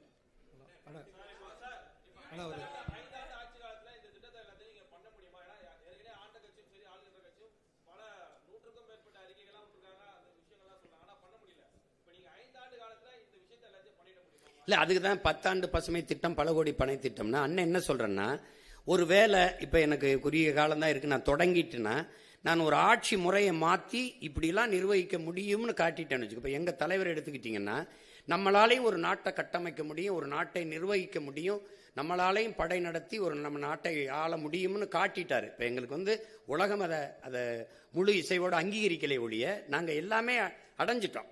அப்போ அதை காட்டும்போது அந்த கனவு எனக்கு தெரியுது. இப்போ நான் வந்து காட்டிட்டேன்னா என் பிள்ளைக்கு இன்னைக்கு பள்ளிக்கூடத்துக்கு போயிட்டு இருக்கோம், எங்கள் பெரியப்பா எங்கள் மாமா வந்து இப்படி ஆட்சி செஞ்சார், இப்போ நான் சொல்கிறேன் என் தாத்தா அப்படி பண்ணா, இப்படி இந்த கொண்டு வந்தா, அணையை கட்டினா, எங்கள் பள்ளிக்கூடம் கட்டினா, அப்படி நான் போட்டு தொடங்கிட்டேன்னு வச்சுக்கிறேங்க, என் பிள்ளைய தொடர்ந்து கொள்வார்கள். என்னுடைய அடித்தளம் உறுதியாயிருச்சுன்னா அழகான கூரையை என் பிள்ளையை போட்டுக்குருவாங்க. நான் அதுவே இல்லாமல் தத்தளிக்கிறேன் பாருங்க. எனக்கு முன்னாடி என் முன்னவர்கள் வந்தவங்கெல்லாம் சமரசம் செஞ்சு தாளலைன்னா எனக்கு இந்த சிரமம் வந்திருக்காது. இப்போ நான் நிற்கிற உறுதியோடு எனக்கு முன்னாடி நின்றுருந்தாங்கன்னு வச்சுக்கிறேங்க, எனக்கு வேலை எளிதாக இருந்திருக்கும். அப்போ அது இல்லை. அதனால இங்கே எப்படின்னா நானே மண்ணை மிதித்து, நானே கல்லை எடுத்து, அச்சு எடுத்து, நானே செங்கல் எடுத்து, நானே கட்டி சிறுக சிறுக கட்டுறது. தம்பி அஜித் சொல்கிற மாதிரி எனக்கு நானே செதுக்கி வந்த மாதிரி வந்துக்கிட்டு இருக்கோம். அப்போ அதில் வந்து நீங்கள் சொல்கிறீங்க அப்படின்னா நீங்கள் எனக்கு 5 ஆண்டுக்கு முன்னாடி ஆட்சியை கொடுத்துருக்கணும். நான் இதை சொல்லி தான் பார்க்குறேன்.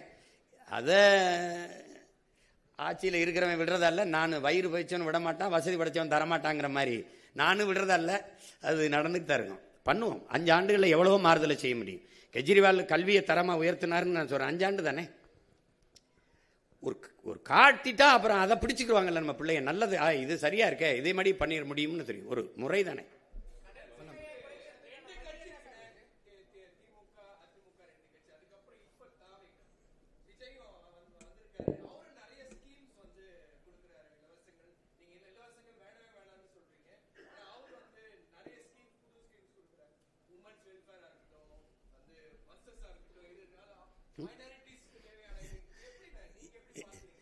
இல்லை நீங்கள் இப்போ நான் என்ன கேட்குறேன்னா, இலவச பேருந்து இப்படிங்க யார் வேணாலும் போகலாம், யார் வேணாலும் வரலான்னா 1,00,000 கோடி ஏற்கனவே போக்குவரத்து துறைக்கு இழப்பு இருக்குது. இது எங்கேருந்து காசு எடுப்பீங்க? இப்போ 6 எரிகாட்டு ஊரில் கொடுக்குறேன்னு சொல்கிறாரு தம்பி. அது எங்கேருந்து வாங்குவோம்? எந்த காசுலேருந்து வாங்குவீங்க? ஏற்கனவே 10,00,000 கோடி 1,00,000 கோடி கடன் வட்டி கட்டுறோம். எங்கேருந்து வாங்குவீங்க சொல்லுங்கள்? 2,500 கொடுப்பீங்க. எங்கேருந்து எடுப்பீங்க? நான் கேட்குறதுக்கு பற்றி எங்கேருந்து எடுப்பீங்க? உங்ககிட்ட தானே எடுக்கணும். எந்த வழியில் எடுப்பீங்க? வரியா எடுப்பீங்க. உங்கள் சொந்த சொத்தை, பரம்பரை சொத்தை வித்துட்டு யாரும் எங்களுக்கு தர வரல. இல்லை, இது இலவசம்னு எப்படி சொல்றீங்க? மக்களிடமிருந்து மக்கள் காசை எடுத்து மக்களுக்கு கொடுக்கறது சேவை தானே ஒழிய அது எப்படி இலவசமா இருக்கும்? அது ஏன் என்னை நீ வந்து நம்ம பிச்சைக்கார மாதிரி நான் உனக்கு அதை கொடுக்குறேன், இதை கொடுக்குறேன். உன்னை யாரா கொடுக்க சொன்னது? உன்னை யாரு கொடுக்க சொன்னது? நீ இலவசம் கொடுப்பாயின்னு உனக்கு தேர்வு பண்ணி வச்சிருக்குது. நீ என்ன கர்ண மகாராசா மாதிரி கருணை தொகை குருணை தொகை யார் நீ? இந்த கர்ண மகா பிரபா நீ என் காசை எடுத்து, அதுவும் குறிப்பாக எங்கள் ஆத்தாளப்பன் குடிச்சு கொடுக்குற காசை எடுத்துக்கிட்டு நீ வந்து இது கொடுத்துக்கிட்டு, இதில் ஒரு வேடிக்கை தம்பி. ஒரு நல்ல ஆட்சியாளன்னு அதை சிந்திக்க மாட்டான். எவ்வளவு கொடுப்பீங்க? தாலிக்கு தங்கம், சரி, பட்டு புடவை 1/2 பவன் 1 பவன் தாலி வாங்கி கூட ஒரு பிள்ளை கழுத்தில் கட்ட முடியாத அந்த பிள்ளைய கடைசி வரை வச்சு வாழ போகிறானா? எவ்வளோடே போடாங்கிட்டு அவனுக்கு ஒரு வேலை கொடுப்பேன், அவனுக்கு நிரந்தர வருவாய் பெருக்கத்தை கொடுப்பேன், அவனை சார்ந்து வாழ்கிற தற்சார்பு வாழ்க்கையை கொடுப்பேங்கிறான் தான் ஆட்சி. இப்ப நான் ஏன் தனிச்சு நிக்கிறேன்? அது ஒரு தற்சார்பு தான். என்னை நம்பிதான் நான் என் கனவை இன்னொருத்தட்ட கொடுத்து செயல்படுத்துங்கன்னு சொல்ல முடியாதுல்ல, நான் தான் செய்யணும். அதுதான் இது ஒரு தற்சார்பு. அது மாதிரி அந்த வாழ்க்கை முறையை உனக்கு தரேன், தற்சார்பு பொருளாதாரத்தில் தரேன். ஒரு அடிப்படை உணவு தேவையில கூட ஒரு நாடு தற்சார்பு அடைய முடியலன்னா ரொம்ப கஷ்டம், ரொம்ப கஷ்டம். ஆனா இப்போ ஊழல் ஒழிப்பு பத்தி பேசியிருக்கீங்க. ஊழல் ஒழிப்பு அப்படின்றது புதுசா கட்சி தொடங்குறவங்களோ இல்ல ஏற்கனவே கட்சியில அரசியல் கட்சி தொடங்கினவங்களோ ஊழல் ஒழிப்பு அப்படின்றத கட்சி தொடங்கும் போது பேசுறாங்க. அதுக்கப்புறம் அவங்களே வந்து போய் அதே ஊழல்ல வந்து ஐக்கியமாயிடுறாங்க. நீங்க எப்படி இந்த ஊழல் ஒழிப்பீங்க? ஊழலுக்கான அடிப்படை என்ன? அது மட்டும் இல்லாம நீங்க அந்த ஊழல் பத்தி குறிப்பிட்டதுல திராவிட கட்சிகள், கடந்த கால திராவிட கட்சிகள் வந்து கலைஞர் அவர்கள் ஆட்சியில் இருக்கும்போது எம்ஜிஆர் குற்றச்சாட்டு அவர் மாதிரி வச்சிருக்காரு. எம்ஜிஆர் ஆட்சியில் இருக்கும்போது கலைஞர் அவர் மீது ஒரு ஊழல் குற்றச்சாட்டை வச்சிருக்காரு. ஜெயலலிதா அவர்கள் மீதும் மாறி இந்த மாதிரி குற்றச்சாட்டுகள் மட்டும் வச்சிருக்காங்க. ஆனா எதுவுமே வந்து நிரூபிக்கவும் பட மாட்டேங்குது. மக்கள் முன்னாடி நிறுத்தப்பட மாட்டாங்க அப்படின்றத சொல்லியிருக்கீங்க. இது எப்படி ஊழல் எப்படி ஒழிப்பீங்க நீங்க? அதிகாரத்துக்கு வர்றதே பாதுகாப்பாக திருடுறதுக்கு தான். இப்போ நீங்கள் நல்லா கவனிக்கணும், 5 ஆண்டு நீ இருக்கும்போது, நான் ஆட்சியில் இருக்கும்போது செய்த தவறுகளை நீ ஆட்சிக்கு வரும்போது உன்னை எதிர்த்து நான் புனிதப்படுத்திக்கிருவேன், நீ ஆட்சிக்கு வரும்போது நான் செஞ்ச ஊழலை உன்னை எதிர்த்து நான் புனிதப்படுத்திக்கிருவேன். இப்படி மாறி மாறி ஒருவர் திட்டி திட்டி புனிதப்படுத்திக்கிட்டே ஆட்சியில் இப்போ தான் 60 ஆண்டா நடக்குது. உங்களுக்கு 60 ஆண்டா தான் நடக்குது. உங்களுக்கு ஊழல் லஞ்சம் செய்ய வேண்டிய அவசியமற்ற நிலைக்கு தள்ளிட்டீங்கன்னா அது நடக்காது. மன்னன் எவ்வளி குடிகள் எவ்வளி, தலைவன் எவ்வளி, அப்படிதான் மக்கள். நான் ஊழல் லஞ்சத்துக்கு எதிராக இருந்துட்டேன்னா அது நடக்காது. நீ ஊழல் லஞ்சம் பெற்றுட்டேன்னா நீ பணியிட நீக்கம் அதெல்லாம் செய்யக்கூடாது. பணியிட நீக்கம், பணியிட மாற்றம் இல்லை, நிரந்தர பணி நீக்கம், வெளியில போ, உன் சான்றிதழ் செல்லாது. இதுவரை நீ எந்த மதிப்பை இழந்துருது உன்னுடைய கல்வி சான்றிதழ்னு போட்டா ஒரு 10 பேர் மேல நடவடிக்கை எடுத்தீங்கன்னா நின்றும். உனக்கு தான் எல்லாமே நான் கொடுத்துட்றேனே, உனக்கு கல்வி கொடுத்துட்றேன், தரமான போக்குவரத்து கொடுத்துட்றேன், குடிநீர் கொடுத்துட்றேன், மருத்துவம் கொடுத்துட்றேன், வேறு என்ன உனக்கு பிரச்சனை? உணவுப் பொருளை நானே விளைய வச்சிடுறேன், இல்லை சாப்பாட்டுக்கு கஷ்டம், அதெல்லாம் சொல்ல வேண்டிய அவசியமே இல்லையே. அப்படிங்கும்போது நல்ல வாழ்க்கையை கொடுத்துட்டோம்னா மக்கள் தேவைக்கு அதிகமாக பணம் ஈட்டணுங்கிற அவசியம் போயிடும். அதனால தானே ஊழல் லஞ்சம் செத்து ஒழிஞ்சிரும். அந்த ஊழல் லஞ்சம் அது எப்படி தடுப்பேன்னா வெளிப்படையான நிர்வாகத்தின் மூலமா. இப்போ இந்த சாலையை போட 500 கோடி ஒதுக்கியிருக்கேன்னா 500 கோடி ஒதுக்கியிருக்கேன்னு தெரியும் உங்களுக்கு. ஒவ்வொரு முறையும் அந்த தகவல் வந்துகிட்டு இருக்கும். உங்களுக்கு புரியுதா? உங்களுக்கு தெரியாம திருட முடியாது. டென்மார்க் இந்த வெளிப்படையான நிர்வாகத்தின் மூலம் ஊழல் லஞ்சமற்ற நாடா இருக்குது. நியூசிலாந்து வெளிப்படையான நிர்வாகத்தின் மூலம் நல்ல நிர்வாகம் செய்யற நாடா தெரியுது. அப்ப அந்த நிர்வாக முறையை நம்ம பின்பற்றுவோம்ங்கிறோம். இது இப்போ நீங்க பாத்தீங்கன்னா செயற்பாட்டு வரைவு இப்போ கல்லூரி ஒரு பேராசிரியர் மாதிரி செயற்பாட்டு வரைவு நீங்க கொடுக்குறீங்க. ஆனா அந்த கருத்து கணிப்புங்கிறது இதெல்லாம் மக்களிடத்துல போய் கொண்டு சேர்த்துருமா இந்த வெற்றி வாய்ப்புக்காக? கருத்து கணிப்புங்கிறது இல்ல. இப்ப நீங்க ஒரு நல்ல ஒரு அறிவு சமூகத்துக்குள்ள இது ஒரு அவ்வளவு ஒன்றும் இது கடினமான ஒன்றும் இல்லை. இப்போ என்னை நீங்க எடுத்து பார்க்கணும். ஒரு பின்புலம் இல்லாத ஒரு எளிய மகன், சாதாரண மகன், ஒரு இக்கட்டான சூழலில் ஏற்கனவே அதிகாரத்தில் இருந்தவங்களை எதிர்த்து வந்தேன். 260 வழக்குகள் என் மேலே இருக்குது. இப்போ இவ்வளவு இதுக்குள்ள போய் இந்தியாவை யார் ஆள்றது அப்படிங்கும்போது தம்பி அண்ணாமலை அவர் தலைமையில் ஐயா மோடி பிரதமர்னு ஒரு கூட்டணி அமைச்சுக்கிட்டாரு. ஐயா ஸ்டாலின் அவர்கள் இந்தியான்னு ஒரு கூட்டணி வச்சுக்கிட்டாங்க, அவங்க காங்கிரஸ் கட்சி. ஐயா எடப்பாடி, இப்போ நான் 4வது இடத்துல நிற்கிறேன். எனக்கு என்னுடைய பழைய சின்னத்தை எடுத்துட்டாங்க. பல முறை நான் கொண்டு போய் சேர்த்த சின்னத்தை கடைசியாக ஒலி வாங்கி இந்த மைக்குன்னு ஒரு சின்னத்தை கொடுத்தாங்க. அதை வச்சுக்கிட்டு நான் என் பிள்ளைகள் யாரும் தெரிந்த வேட்பாளர்கள் இல்லை, எல்லாம் புதுசு. 36 லட்சம் வாக்குகளை எனக்கு போட்டு ஒரு முழு இசைவு பெற்ற, அதாவது அங்கீகாரம் பெற்ற ஒரு கட்சியாக எனக்கு கொண்டு எனக்கு கொடுத்துருக்காங்க. ஒரு சின்னத்தை திருப்பி எந்த சின்னத்தை இழந்தனோ அதே சின்னத்தை திருப்பி எடுக்கிற அளவுக்கு கொண்டு வந்திருக்காங்கன்னா அப்போ என் மக்களுக்குள்ள ஒரு தேடல் இருக்கு. இந்தியாவை யாரை ஆள்றதுன்னு என்னை தேடின என் மக்கள் தமிழ்நாட்டை யாரை ஆள்றதுங்கிறதுல என்னை தேடாமல் இருக்க முடியாது. என் பெட்டி, என் சின்னம் இதுவரைக்கும் 3வது பெட்டி 4வது பெட்டியில் இருந்திருக்கு. இப்போ அது முதல் பெட்டியில் இருந்தே ஆகணும். ஏன்னா அது பதிவு செய்யப்பட்ட கட்சி இல்லை, அங்கீகரிக்கப்பட்ட கட்சி. அப்படிங்கும்போது உழவர் குடிமகனை மறந்துட்டு ஒப்பிட்டவரை உள்ளளவு நினைங்கிறான். உணவிட்டவனை ஒரு தடவை உயிரா நினை, அவனை ஒரு தடவை நன்றின்னு தொடு, அவனும் வாழ்வான் நீயும் வாழ்வாயின்னு கேட்டு அந்த அதுதானே இப்போ கொண்டு போய் சேர்க்கறது தான் எங்களுக்கு இருக்கிறது. எங்களுக்கு நீங்க தான் எங்களை கொண்டு போய் சேர்க்கணும். அது நீங்க செய்வீங்கன்னு நம்புறேன். அப்பா 2026 நாம் தமிழர் ஆட்சின்னு சொல்லி செயல்பாட்டு வரைவு கொடுத்திருக்கீங்க. இதை பார்த்து சிறப்பா இருந்தது, எனக்கு பிரம்மாண்டமா இருந்தது, மகிழ்ச்சி. 15 வருடமா நீங்க போராடிக்கிட்டு இருக்கீங்க மக்களுக்காக.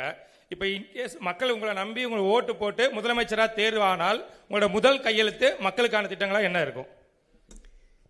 இல்லை, ஒரே முதல் கையெழுத்து நான் முதலமைச்சராகிற கையெழுத்து தான். அது இல்லைன்னா பதவி செல்லாது. எனக்கு ஒரு 100 இது இருக்குது. உங்களுக்கு தெரியுமில்ல, உங்களுக்கு எல்லாத்தையும் சும்மா அது சொல்றத முதல் கையெழுத்துன்னு அப்படி ஒன்றும் இல்லை. அது எது அன்னைக்கு அந்த தேவையே இதுதான். நமக்கு உங்களுக்கு தெரியும் 100 கையெழுத்துல தான் இது சரி செய்ய முடியும். அதில் ஆகச் சிறந்ததாக நான் நினைக்கிறது, இந்த நாட்டில் பசிச்சு கிடந்தவங்கிற முறையில் பசிங்கிற சொல்லு இல்லாமல் நான் ஒழிக்கணும்னு நினைக்கிறேன். அது இந்த நாட்டில் பல கோடிக்கணக்கான பிள்ளைகள் பசியோடு உறங்க போகிறாங்கிறத படிக்கும்போது அவ்வளவு வலி இருக்கு. நான் இங்கே இருந்து என் வீட்டுக்கு தினம் போகும்போது நிறுத்தங்களில் இந்த குழந்தை இப்படி தோளில் போட்டுக்கிட்டு அந்த மயங்கே கிடக்குது. அது என்ன கொடுப்பாங்கன்னு தெரியல. சின்ன பிள்ளைங்க, வயசானவங்க எங்கிருந்து இறக்கி விட்டாங்கன்னு தெரியல.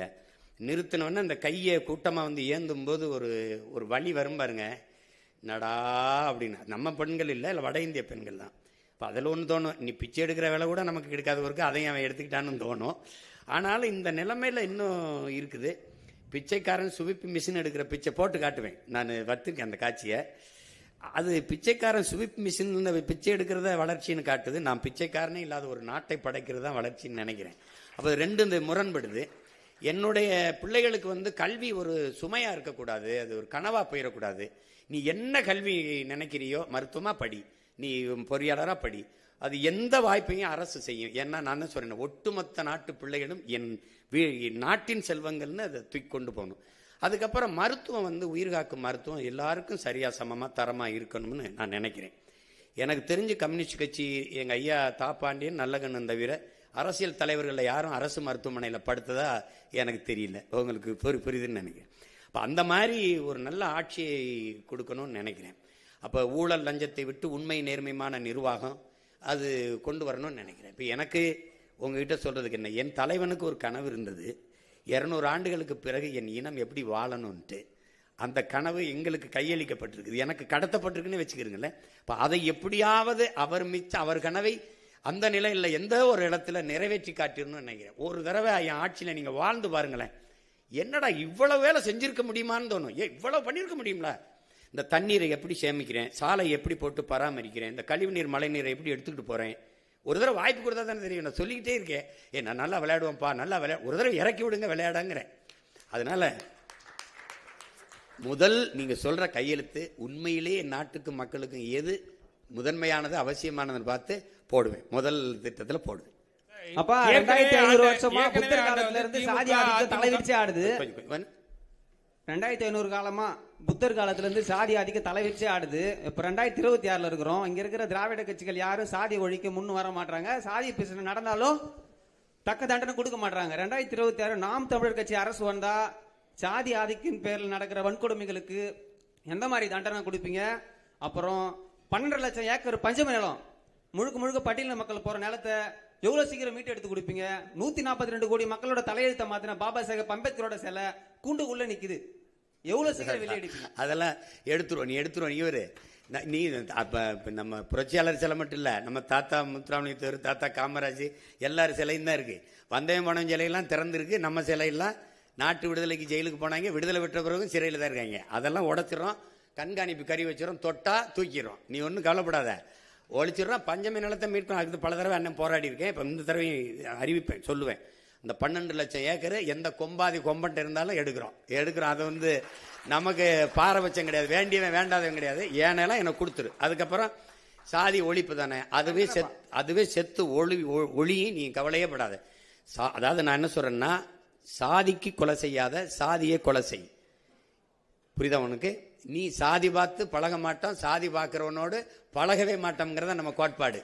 அது அந்த எண்ணமே வராத அளவிற்கு இந்த சமூகத்தை மாத்திருவேன். விளையாடணும், படிக்கணும், வேலை இது பண்ணணும். அப்ப இந்த சாதியை பற்றி சிந்திச்சுக்கிட்டு வெட்டி பேச்சு பேசி புறணி பேசிக்கிட்டு இந்த அடிக்கடி சரக்கு போட்டு மப்பில் நாங்கெல்லாம் யார் தெரியுமா நீங்க வா, நீயே ஒரு அடிமை, நானும் ஒரு அடிமை, அதில் பெரிய அடிமை சின்ன அடிமை அதெல்லாம் கிடையாது. அது கொஞ்சம் கொஞ்சமாக மாறிடும். அது முன்னாடி நிற்கிறவன் பொறுப்பு. இப்போ நான் இருந்தேன்னு வச்சுக்கிறேங்க, இப்போ திருப்பரங்குன்றத்தில் என்ன விளக்கேற்றணும், அங்கே கந்திரி ஆக்கணும், சரி நீங்கள் ஆக்குங்க கூட வரேன், நீங்கள் விளக்கேற்றணும் வாங்க கூட வரேன். அவரவர் வழிபாடு அவரவருக்கு. உன் மதம் சிறந்தது வழிபாடு, என் மதம் சிறந்தது வழிவிடு. சண்டை இருக்கக்கூடாது, ஒன்றா இருக்கணும். சரியா? வேற என்ன? இங்கே என்னன்னா, இந்த சாதி மதம் இல்லாத இது ஒரே மண்ணாகணும், ஒரு தாய் மண்ணாகணும். இதுதான் நம்மளுடைய கோட்பாடு. அதனால அதை சரி பண்றேன், நீ கவலைப்படாம இரு.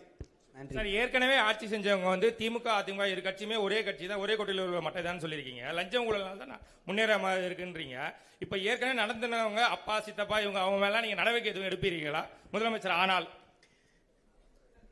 எடுக்கணும்னு சொல்றீங்களா வேணாங்கிறீங்களா? இல்ல, அது மொத்தமாவே இதுக்கு ஒரு மாற்று நிர்வாகத்துக்கு கொண்டு வர்றதுனால இப்ப நானே சொல்றேன் பாருங்க, இந்த விமர்சன அரசியலை விட்டுட்டு ஆக்கப்பூர்வமான அரசியலுக்கு போகும்னு. நீங்க நடவடிக்கைனா எந்த குற்றவாளியா இருந்தாலும் எங்களை பொறுத்த வரைக்கும் நாங்க எடுத்த கோட்பாட்டுக்கு பெத்த தாய் தந்தையரே வந்தாலும் எங்களுக்கு எதிரி தான். எங்க தலைவன் உங்களுக்கு தெரியும், முதல்ல தாய் தந்தையர் தான் வெளியேற்றினாரு. உடன் பிறந்த யாரோடும் தொடர்பு இல்லை, உங்களுக்கு புரியும் நினைக்கிறேன். அதனால தன்னுடைய எங்களுக்கு கோட்பாட்டுக்கு எதிராக சித்தப்பா பெரியப்பா மாமா மச்சான் ஆத்தா அப்பெல்லாம் இங்க கணக்கு கிடையாது. குற்றம் தான். அது அது வந்து நீங்கள் இங்கே இருக்கிற அரசியல் கட்சி தலைவர்களை பார்த்து இந்த வேலைக்கு செய்ய வந்தவன் நீங்கள் நினச்சிங்கன்னா அது தவறு. என்னை வளர்த்தவன், என்னை உருவாக்கி இந்த இடத்துல போய் நில்லுன்னு சொன்னவன் எப்பேற்பட்டவனும் உங்களுக்கு தெரியும். அதில் துளி சமரசமும் செய்ய மாட்டேன். புரியுதா உங்களுக்கு? வேற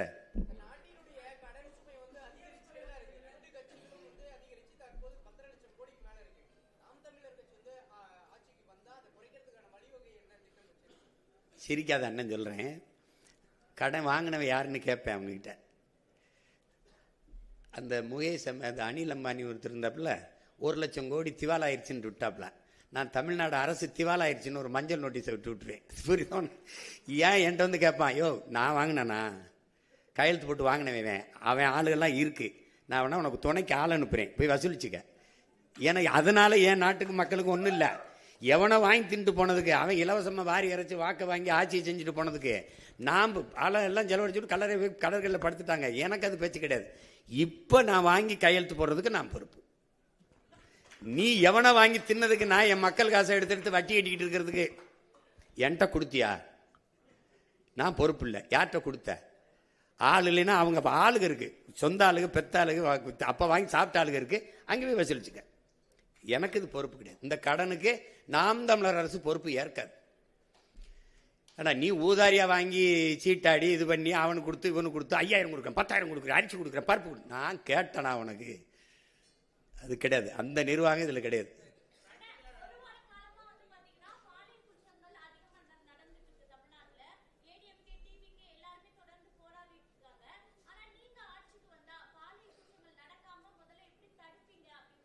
நடக்காது, நடக்காது. அது வந்து இங்கே பாருங்க, இப்போ அண்ணன் சொல்றேன்ல, என் மீனவனை சுட மாட்டான், கைது செய்ய மாட்டானா மாட்டான்.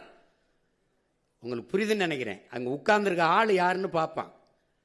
நீங்கள் என் பிள்ளைய தொட்டுட்டேன்னு வச்சுக்க, கொன்னுட்டேன்னு வச்சுக்க, எந்த கொம்பாதி கொம்பா இருந்தாலும் தூக்கிட்டு வந்து இந்த பிள்ளைய அடக்கம் பண்ணுறதுக்குள்ள அவனை கொன்று புதைச்சிட்டு தான் அடக்கம் பண்ணுவேன். நிற்க வச்சு சொல்லி சுடுவேன். அவங்க பெற்றோர்கள் சொல்லுவேன், இப்படி ஒரு பிள்ளைய பெற்றதுக்கு நீ அழாத, நீ அவமானப்படாத, இவனை வந்து இந்த மாதிரி பிள்ளை பெற்றுக்கு தலை உணியணும் அப்படின்னு சொல்லிடுவேன். இவன் வந்து துயர் இந்த நாட்டுக்கு இழுக்கு. இவன் யாரோ 2 பேரை போட்டேன்னு வச்சுங்க, தொற்றுவான்னு நினைக்கிறியா? பொம்பளை பிள்ளைய தான் தலை உணிஞ்சு போகணும்னு நினைக்கிறியா? வர்றவன்லாம் தலை உணிஞ்சு போவான். ஐயா யாரையும் கேலி பண்ணிடாதையா, தொலைச்சு பெறுவான். அவன் அந்த பயம் இருக்கணும்ல. என் தலைவன் எனக்கு கற்பிச்சது மரணம் ஒன்றுக்கு தான் இந்த மானுட சமூகம் பயப்படும்னு. அரபு நாடுகளில் ஏன் இந்த பாலியல் குற்றங்கள் குறைவா இருக்கு? ஏன்னா கடும் சட்டம், பொது வெளியில் தூக்கல போட்டுருவான். உங்களுக்கு புரியுதுன்னு நினைக்கிறேன். அதனால அந்த சேட்டையெல்லாம் இங்கே செய்ய முடியாது. அது தானா நடக்கும் தங்கச்சி. நீங்கள் ஏன் கலப்புறீங்க? நீங்கள் அண்ணன் வந்தவனே நீங்கள் வாட்டுக்கு இந்த ராத்திரியில் தனியாக போங்க, எவனா தொட்டானான்னு பார்ப்போம். நீங்கள் போங்க. என் தலைவன் அப்படி ஒரு நாட்டை கட்டி வச்சான் தங்கச்சி. தனியாக உந்தூர்லியில் ஒரு பெண் நள்ளிரவில் பயணம் பண்ணுவா, தனியாக போவா, ஒரு பய தொட மாட்டான். என் மாநாட்டில் 6 லட்சம் பேர் கூடியிருக்கான். ஒரு தொல்லை, ஒரு பிள்ளைய தொட்டான், இடிச்சான், கேலி பண்ணா, ஏதாவது சொல்லு பார்ப்போம். ஏன்னா அது அது ஒரு இராணுவம். அது ஆட்சி செய்யும் போது அப்படியா அவன் தெரியும், உட்கார்ந்துட்டான் தொடமா.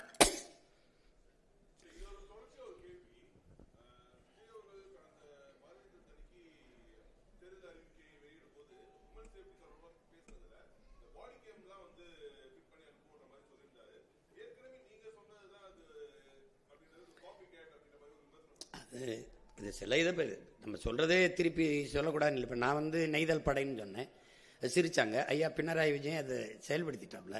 இப்போ சில இது நான் சொல்கிறது செயல்படுத்துகிறாங்க. இப்போ மரத்தை வெட்டுறது மனித உறுப்புகளை வெட்டுறது போல் குற்றம்னு கருதி சிறையில் அடைப்பேன்னு சீனா அந்த சட்டத்தை கொண்டு வந்துருச்சு. இப்போ நம்ம சொல்கிறோம், அதை செயல்படுத்தும் போது நல்லதை நம்ம சொன்னா அவங்க சொல்கிறது இப்போ நான் டென்மார்க்கில் இப்படி இருக்குது, பிரேசில் இப்படி இருக்குன்னு நான் சொல்கிறேன்ல. இப்போ அது அந்த நிர்வாகத்தை எடுக்கும்போது நம்ம சொல்கிறது அது யார் சொன்னால் என்ன தம்பி, நான் வந்து காவல்துறை நெஞ்சிலெல்லாம் அந்த இது வைப்பேன், நான் போட்டு காட்டுவேன் அது எப்படிலாம் நான் அது பண்ணுவேன்னு. அப்போ அது மாதிரி அது வரணும். பாதுகாப்புங்கிறது அப்படி இல்லை. பெண்களுக்கு தனி பாதுகாப்பு, இஸ்லாமியர் கிறிஸ்தவர்களுக்கு தனி பாதுகாப்பு இல்லை. ஒட்டுமொத்த நாட்டுக்குமான பாதுகாப்பில் தான் எல்லாரும் பாதுகாப்பு இருக்குது. அதில் வந்து இந்த ஒழுங்கு வந்து கல்வியிலிருந்து கற்பிக்கப்படணும்னு நான் நினைக்கிறேன். அந்த சமூக ஒழுங்கு இங்கே கல்வி அறிவை ஒழுக்கத்தை போதிக்காத கல்வியாக மாறிடுச்சு. வியாபாரம் இதை படித்தா அந்த வேலைக்கு போகணும், அதிலிருந்து கொண்டு வரதான் நிலையான தீர்வாக இருக்கும். மற்றபடி இது நீங்கள் சொல்கிற மாதிரி நான் அதை நம்ம வரும்போது அதை கடுமையாக அதை கண்காணித்து ஒழிப்பேன். அதை சீருடை அணியாத காவலர்களை உள்ள நான் உள்ளே விடுவேன். அதுக்கு உடல் தகுதியோ இதெல்லாம் பார்க்க மாட்டேன். அவங்க நீ வந்து இவரெல்லாம் காவல்துறையாக இருப்பாருன்னு நீங்கள் கணிக்க முடியாது. உங்கள் பக்கத்தில் உட்காந்துருப்பாரு, நீங்கள் எதாவதுன்னா டக்குன்னு வாங்க அப்படின்னு கூப்பிடுவாப்புல. நீங்கள் வாங்க வாங்கங்க அப்படின்னு அங்கே சுற்றி 50 பேர் வந்துடுவான், உட்காருங்க வண்டியில் நின்றுவான்.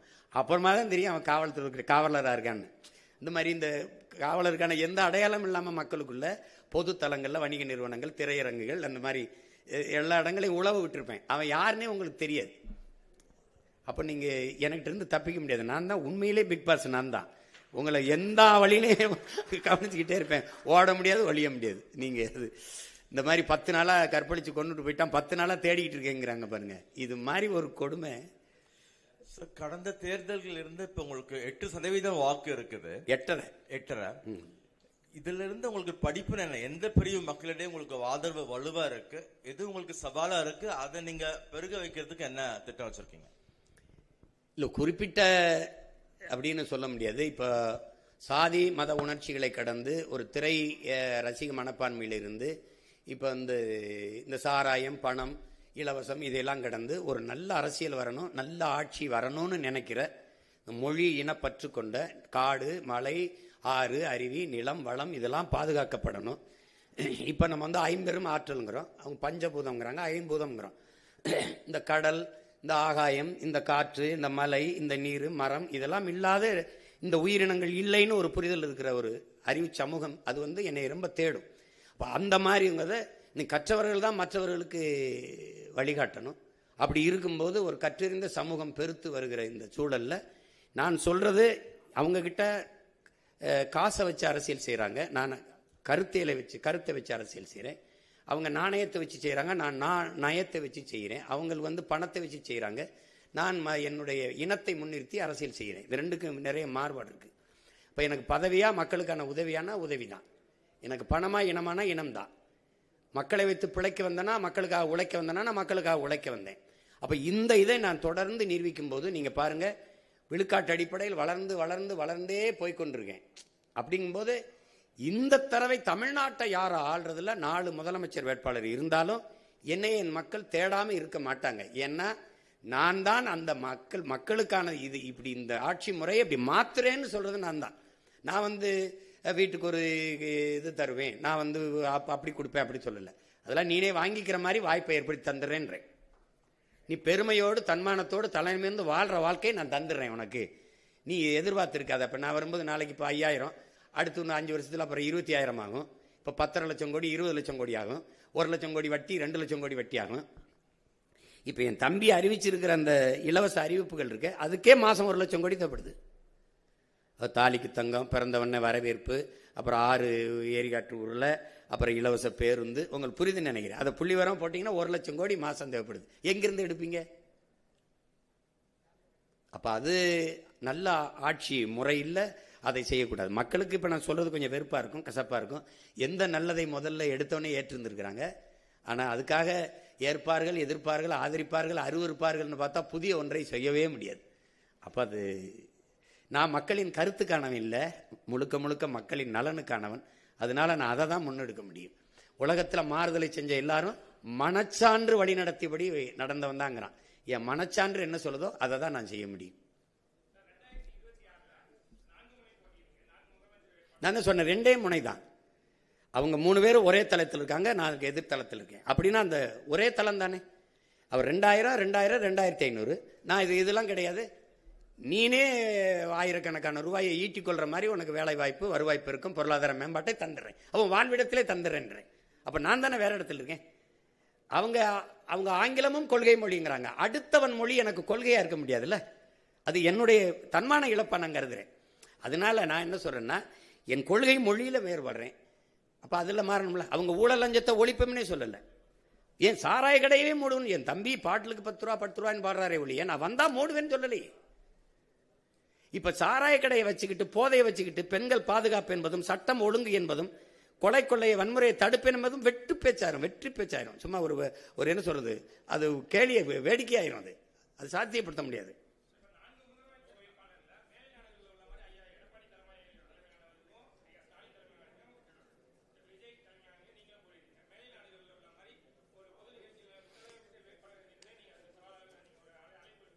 எத்தனை தடவை நான் கொடுத்துருக்கேன்னு நினைக்கிறீங்க? அன்னைக்கு கூட பேசினேன்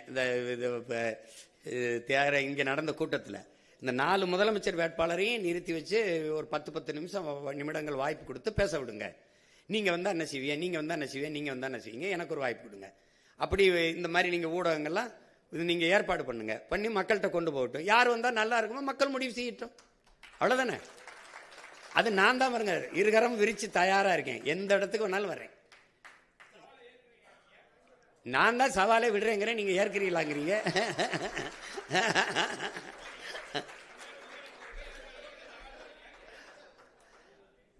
நான் தான் தயாராக இருக்கின்ற, நான் தான் பல தடவை கூப்பிடுறேன். ட்ரம்ப்பு ஹிலாரி மாதிரி, பைடன் ட்ரம்ப் மாதிரி எங்களுக்கு வாத வைங்க, 4 முதலமைச்சரை நிறுத்துங்க. முதல்ல நான் வர்றேன்னு சொல்லுங்க, 3 பேரையும் வர சொல்லுங்க. முதல்ல